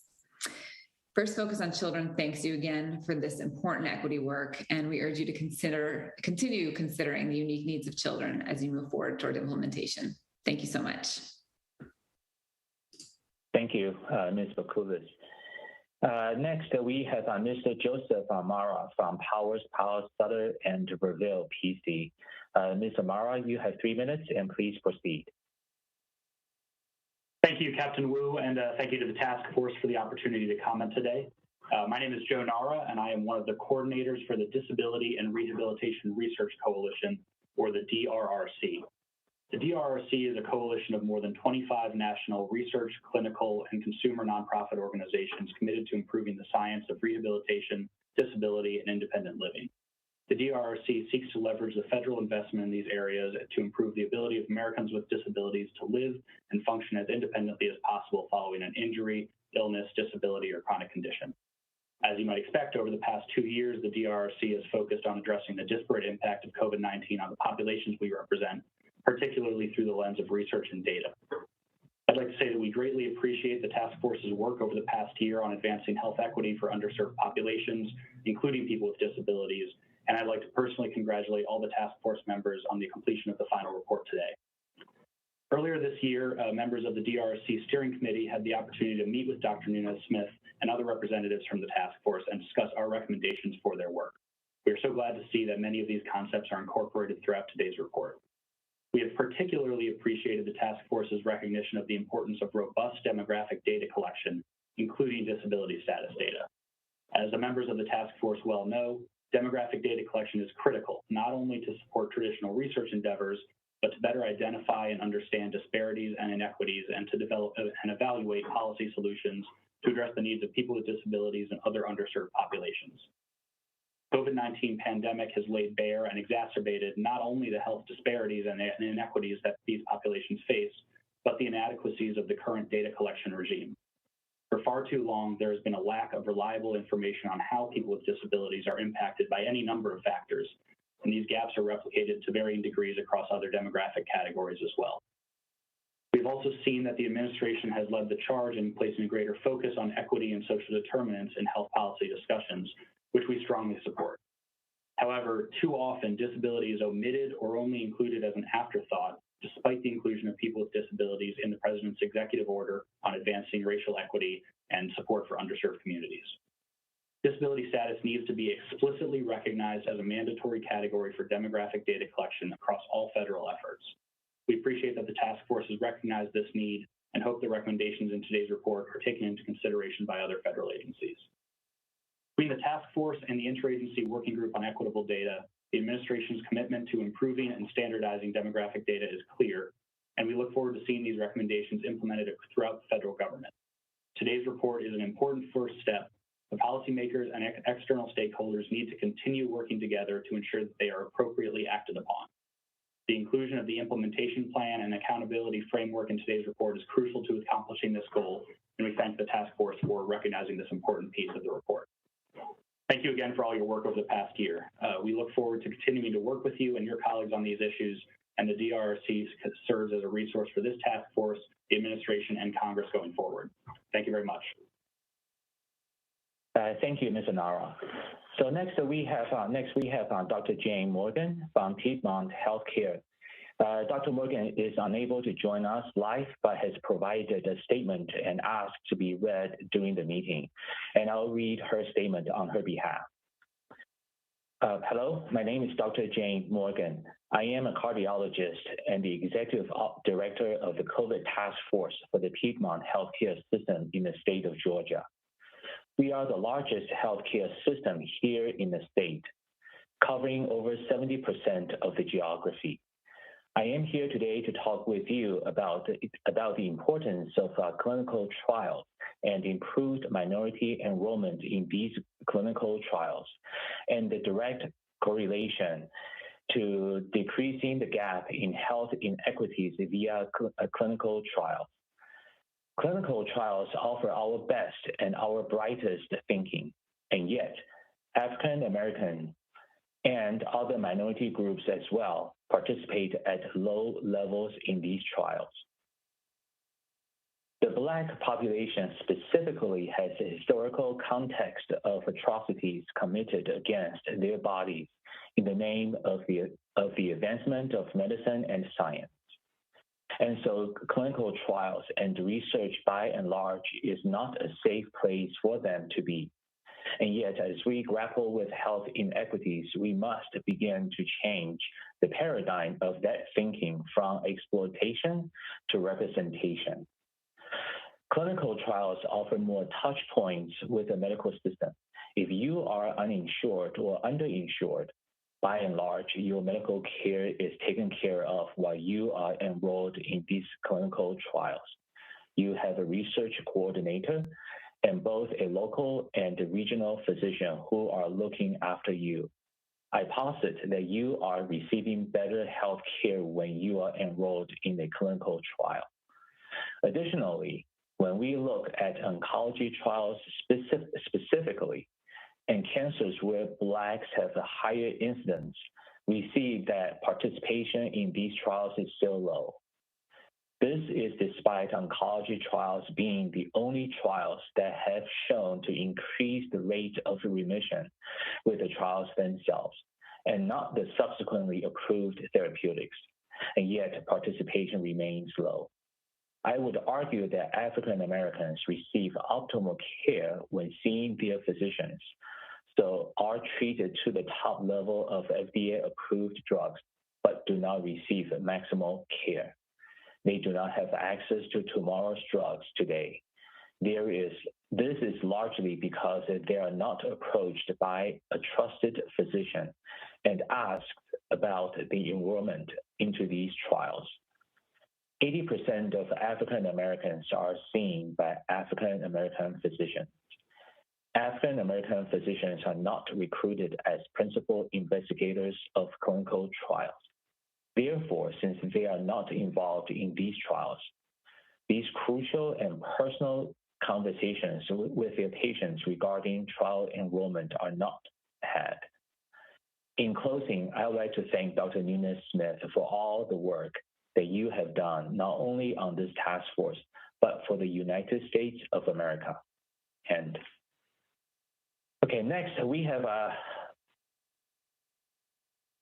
Dr. Miranda Worthen from San Jose State University. Dr. Worthen, you have 3 minutes, and please proceed. Thank you so much.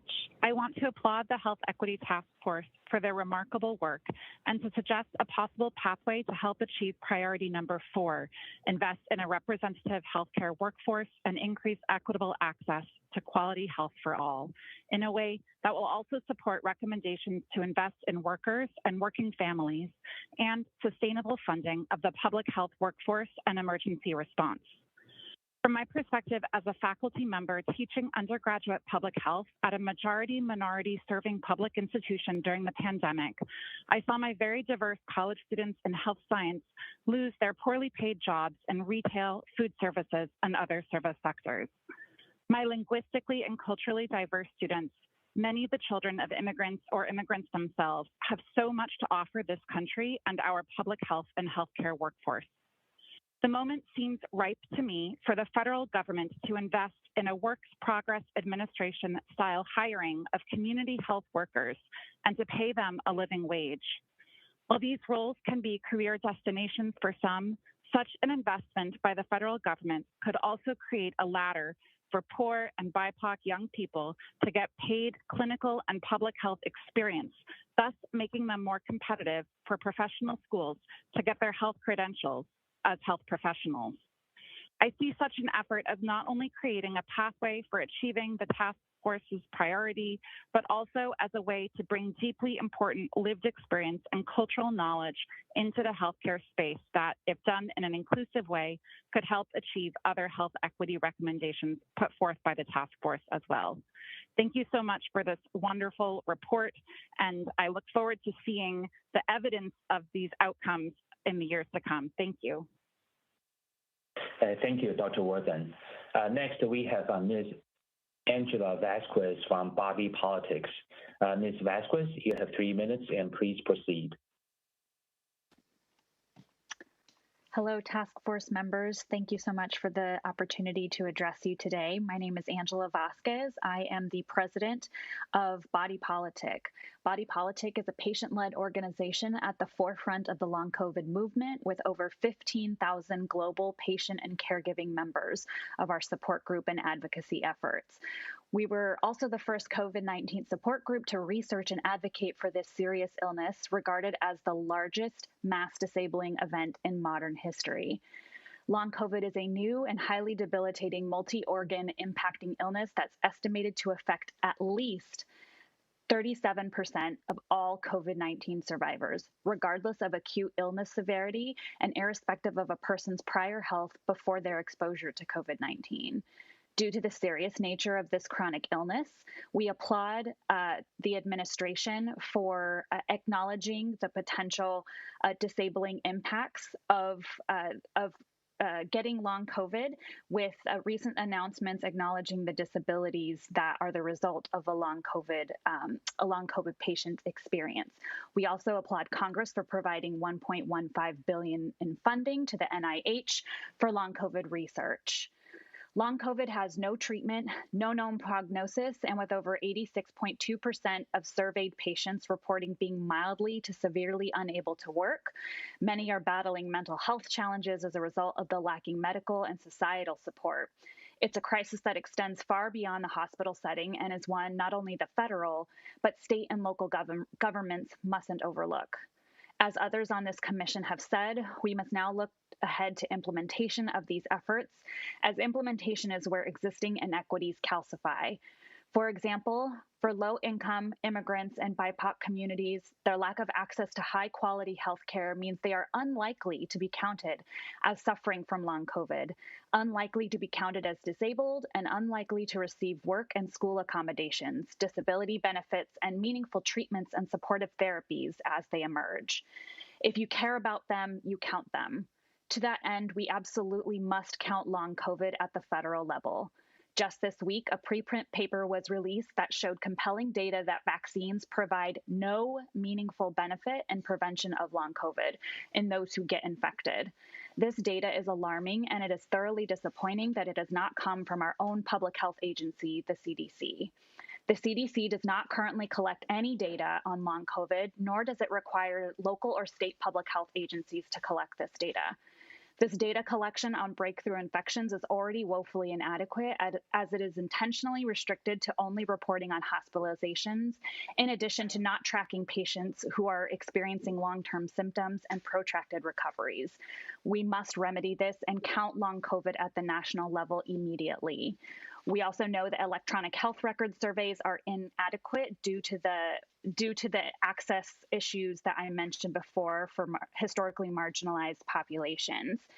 I also wanted to take my last 30 seconds to let you all know how grateful I am for this task force intentional engagement with patients such as myself who have long COVID.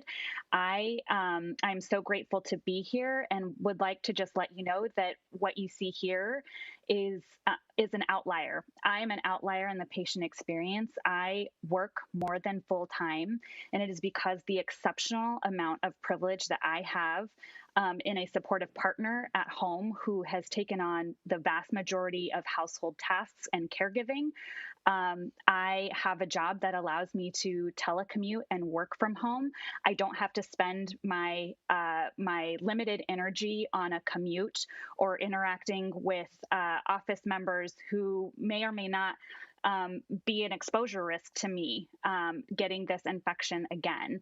And so just really wanted to, again, thank the task force, but also remind folks that what you see here, yes, I am a long COVID patient, but I am highly functional and well supported and come with a lot of privilege that allows me to speak for you today. And I speak on behalf of those who are too sick to be here, who are bedbound, who have no support system at home, who are working and progressively getting worse because they are working, because they do not have access to the healthcare, disability benefits, and work accommodations to not continue to work.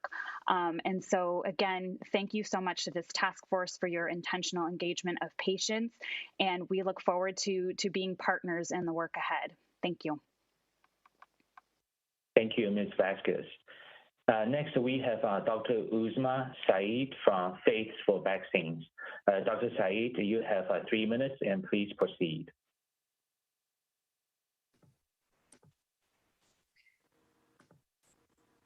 Hi there. It seems like I can't turn this camera on. Somebody can start the video for me. It says stopped by host.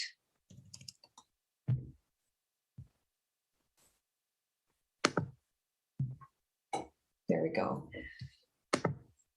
Good afternoon, everyone. Thank you so much, Dr. Nunez-Smith. It is my honor to be speaking at the COVID-19 Health Equity Task Force meeting as a core group member of Faiths for Vaccines. Since the onset of the vaccine distribution, faith communities have outwardly expressed their willingness and ability to support equitable vaccine distribution and to increase vaccine acceptance.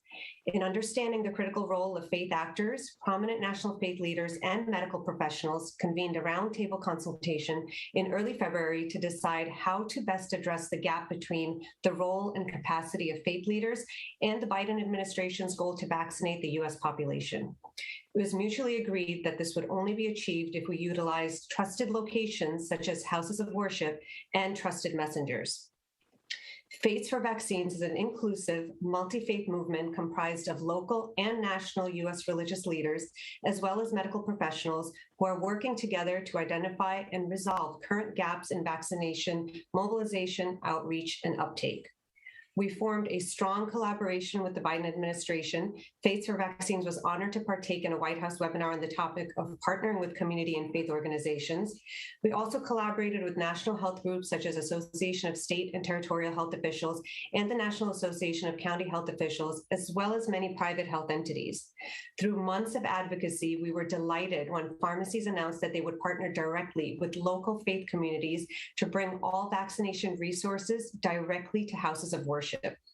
In May, we hosted a national summit which convened faith leaders, medical professionals, and government officials to engage in dialogue to identify and address key issues, areas of vaccine distribution and acceptance. We also recognize the critical role of youth in supporting vaccination efforts. In June, we held a youth-developed and led roundtable discussion. The youth provided an overview of the critical work they are doing in their local communities to ensure vaccine acceptance.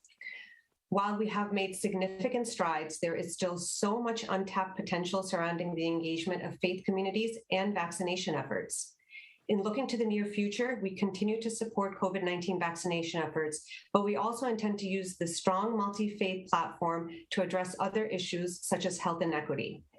We are partnering with global faith organizations and multilateral institutions to support global vaccine distribution and advance the role of faith communities in different regions of the world.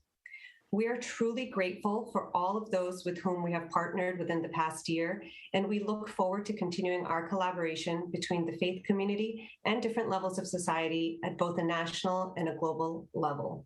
And I really want to take this time to thank the entire task force for all of the hard work that you're doing on behalf of all Americans. Thank you. Thank you, Dr. Saeed. Next, we have Ms. Margie Scott, a patient advocate. Ms. Scott, you have 3 minutes, and please proceed.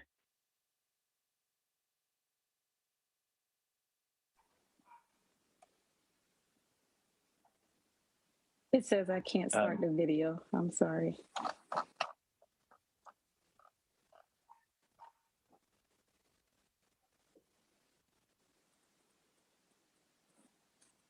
It says I can't start my video. The host has disabled it.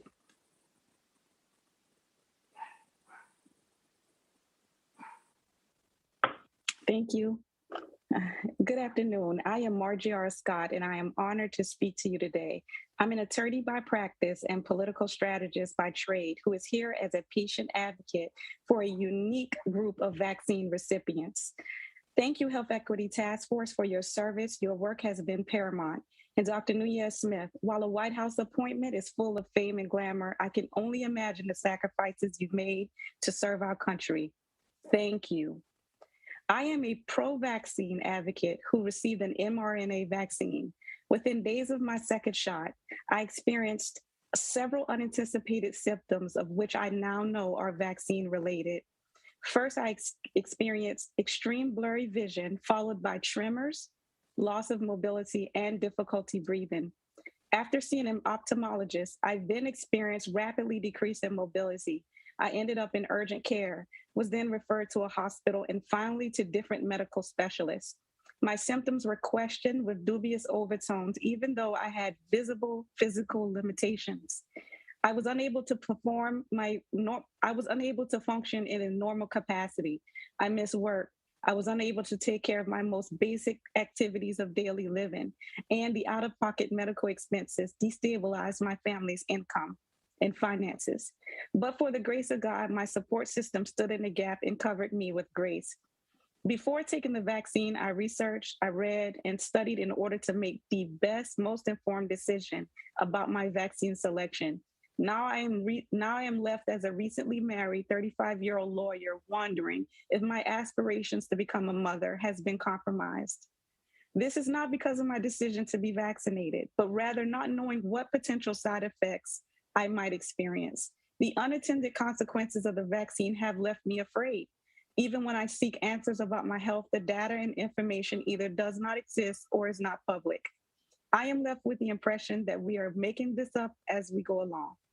If I, as a lawyer, am having difficulties finding answers, what about the essential workers who are affected like me, feeling, experiencing, and thinking? I'm not talking about long hauler syndrome. I'm talking about being a healthy 35-year-old practicing attorney who was never COVID-19 positive. I campaigned to get America vaccinated. I did what I was supposed to do. I have experienced pain and incapacitation. I've had my integrity questioned, and I am still managing health issues while feeling abandoned. We are suffering in silence with no help, no resources, or guidance to manage our health. Now I need America to do something for me and the others who did the right thing, but ended up in this unique population. My first ask is that vaccine-informed consent with true disclosures be provided prior to administration of the shot. Secondly, resources be made available for individuals like me who've experienced adverse reactions to COVID-19 vaccines. Again, thank you for the opportunity to be here. Thank you, Ms. Scott. Next, we have Dr. Cheryl Grills from the Loyola Marymount University. Dr. Grills, you have 3 minutes, and please proceed. Thank you. I'm Dr. Cheryl Grills, Loyola Marymount University, speaking today on behalf of the National Urban League and the Alliance of National Psychological Associations for Racial and Ethnic Equity. This includes the Asian, Black, Indigenous, and Latinx Psychological Associations and the APA. Thank you for this opportunity to express appreciation to the chair and the task force for your valiant efforts in this important work. Based on the findings from our national COVID-19 impact on communities of color study with over 25,000 respondents, we respectfully offer additional considerations to maximize effective implementation of your recommendations for various racial and ethnic groups. With respect to increasing data collection and reporting for high-risk groups, we implore you to, 1, ensure that this data collection disaggregates data on Asian American Native Hawaiian, and Pacific Island Americans by national origin and language. Further, the CDC's COVID-19 surveillance system currently depends on reporting from local and state health agencies that represent an inconsistent patchwork of data collection and reporting practices. The lack of uniformity and representation presents serious challenges to accurately determining the depth of COVID's impact. Second, ensure that data collection and research efforts require partnership with community organizations. Third, directly fund community-based organizations to build infrastructures to conduct community-engaged research to ensure research and data are from a community-centered and community-driven lens. Fourth, fund and direct the National Academy of Sciences, Division of Behavioral and Social Sciences and Education, Committee on Populations, to conduct 5 consensus panels, an Asian, Black, Latinx, Indigenous, and 5th Native Hawaiian and Pacific Island American panel. Reports on 3 of these groups have been conducted in the past, but they are dated. No previous reports have been conducted for Asian Americans and Native Hawaiians and Pacific Islanders. With respect to expanding clinical, public health, and community-based organization workforce, among others, we recommend 1, a moratorium on restricting mental health services to evidence-based practices only. They limit services that resonate with the community and its culture, context, and history. Secondly, funding for informal support networks is necessary to provide community-initiated and led peer education and support services that increase access and culturally responsive mental health and prevention early intervention services. With respect to strengthening the social service safety net to address unmet basic needs, please consider 1, extending benefits and eligibility through the agriculture appropriations process to include a tribal set-aside for SNAP, special supplemental nutrition programs for WIC to increase participation and improve benefits for tribes and communities of color. Second, engage community-based organizations with a track record of serving communities of color to help identify the educational and mental health needs of students and to deploy resources to them. Third, galvanize relationships between community, local farmers, and small business owners to provide culturally appropriate and appealing produce options and support people of color-owned businesses in this process. And this is in response to the high rates of food insecurity found in our survey. Fourth, develop new discretionary grant opportunities to support tribal and urban Native programs to design and test demonstration projects using community-driven solutions. And this is also relevant for other communities of color. And fifth, increase benefits to the current Native American housing programs and the tribal HUD-VASH program for rental assistance for Native American veterans that are homeless or at risk of homelessness. We have quite a few more recommendations. Time does not permit me to share them, but I will provide a written summary with the additional recommendations. Thank you and congratulations on the completion of your work. Thank you. Dr. Grills. Our last speaker is Dr. Ruby Long, a physician advocate. Dr. Long, you have 3 minutes and please proceed. Thank you so much. I'm a board-certified emergency medicine physician, and I am honored to represent the B3 Equity Helix. We are a cohort of Black women with expertise in health, law, research, substance use disorder, behavioral health, and community engagement. Our focus is to address health inequities and disparities in BIPOC communities. Thank you, Dr. Nunez-Smith. Your leadership of the Health Equity Task Force has been powerful and assuring. So assuring to have you at the helm of this endeavor. Task Force, thank you all for embracing the challenge of President Biden's executive order. Our Constitution reads that all men are created equal. Unfortunately, vaccine hesitancy is not. America is not a homogeneous society.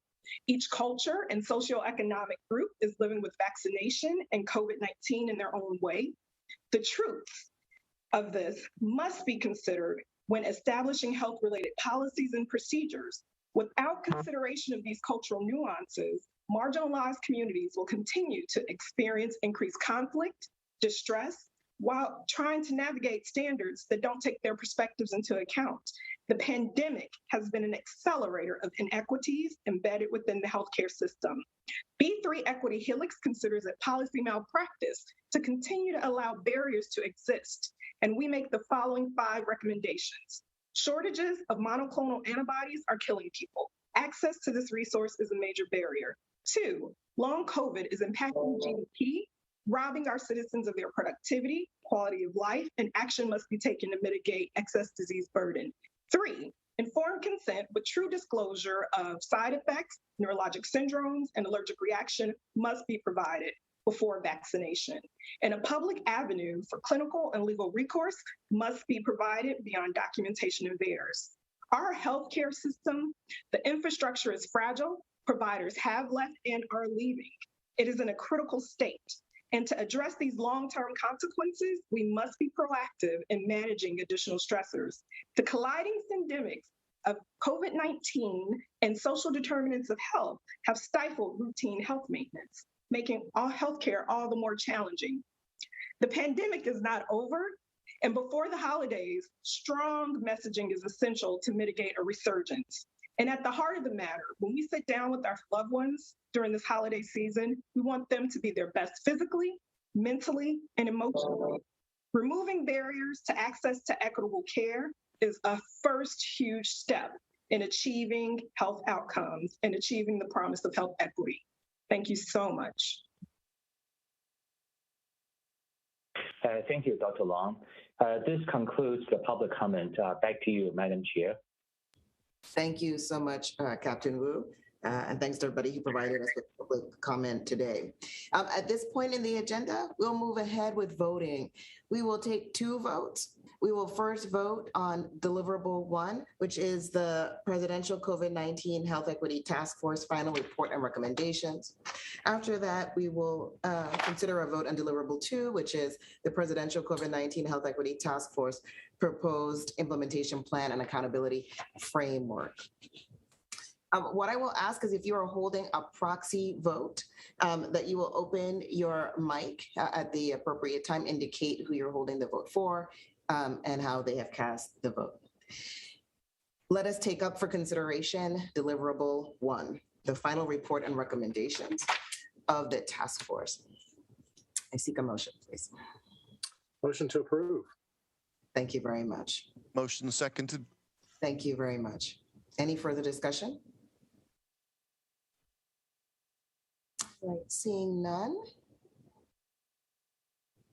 Let's move on to the vote. Yeas, please indicate by show of hand.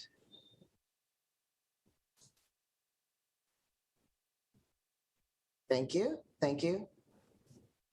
Please hold them up one moment for the contractor. Continue to hold them. If you are holding up 2 hands, I presume you are a proxy vote. Thank you so much. I will ask you to open your mic, Ms. Alvarez. Who are you delivering a proxy vote for? For Andy Imperato. Thank you very much. Ms. Gleason? Jessica Cardishon. Thank you very much.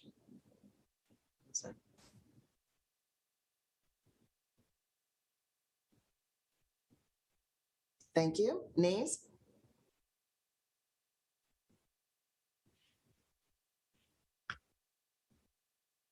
Thank you. Any abstentions? Thank you so much. I vote yes. Motion carries. All right, we'll take up next for consideration deliverable number 2. That is the Presidential COVID-19 Health Equity Task Force proposed implementation plan and accountability framework. Is there a motion? So moved. Thank you so much. Is there a second? Thank you so much. Any further discussion? All right, seeing none, let's proceed with the vote. Yeas, please indicate by show of hand.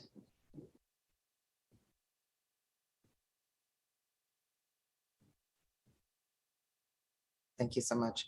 Ms. Alvarez, who are you holding a proxy vote for? Andy Imperato. Thank you. Ms. Gleason, who are you holding a proxy vote for? Jessica Cardishon. Thank you so much.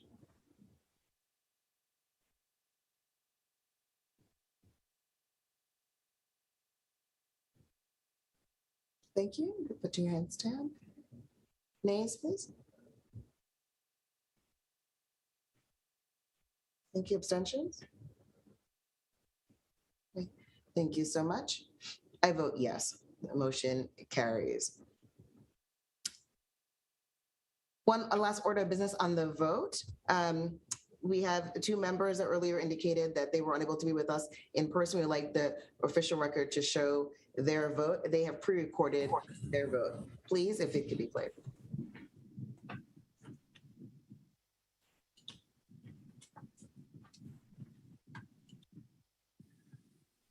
My name is James Hildreth, and I vote yay on deliverable 1 and yay on deliverable 2. My name is Joan A. Caldoon. I vote yay on deliverable 1 and yay on deliverable 2. My name is Hei Young Yun. I vote yay on deliverable 1. I vote yay on deliverable 2.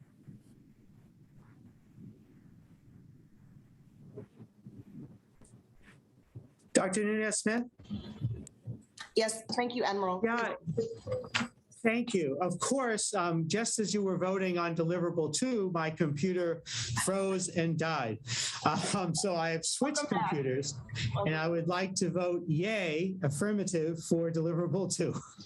Thank you so much, Admiral. Well, that is admirable that you stuck with it. Thank you, Admiral. We will update everything to reflect that vote, as well as the votes from Dr. Hildreth and Dr. Thank you. Thank you so much. And thank you, everyone. Congratulations, Task Force. Monumental indeed. Just one moment, the thank yous are plenty and will keep coming, but once again, just so many people, just incredible amount of dedication, work, commitment, passion with this work. And I just have to say thank you. This is we work. That's what equity is. And I do not want to be on this march with anybody else. And so grateful. For this meeting today, as a success, thank you for all who've helped to stand it up. I want to thank as well our ASL interpreters, of course. As many people have said, we now have approved this report, this proposed implementation plan and accountability framework. It's time to turn these words into action. There are so many communities, so many people who have just brought innovation to this space in time of pandemic, figured out ways to be protective, supportive. You all have inspired us, have inspired our work. We are calling now for the support, for the resources you need to continue to make your community strong. It is core belief of us of a task force. Communities are expert in what's needed to advance health equity. We can no longer allow them to shoulder that burden alone. We have to, as a nation, give back through sustained investment in community-led solutions and a commitment to equity-driven decision-making across all sectors. It never, right? Equity never happens by default, always takes intentionality. We have the power, and I really do hope that we will make personal choices and collective decisions that will get us safely to the other side of the pandemic. We have begun as a country that hard work, that recalibration. We have to stay the course, though, and we have to accelerate that journey towards health equity. So it has been my absolute honor to chair this task force, and I look forward to delivering this final report to the President through the White House COVID-19 response coordinator. Captain Wu, I see your mic is open. Is there anything that you need to add before we adjourn? I don't, other than just I know that during this time I was deployed twice, so I want to give a shout out to my backup, Dr. Min Wendt. So my most recent one just last month I missed a meeting. Was out in support. Actually, Operation Allies Welcome. But anyway, thank you for the opportunity to work with all of you. Thank you, Madam Chair. Yes, thank you so much, Captain Wu, of course, for all of your support of the task force and all that you have been doing in service of our nation. Thank you as well to Captain Wendt for covering in your absence. Everyone, thank you for joining us today to a new and better normal. This meeting is now adjourned.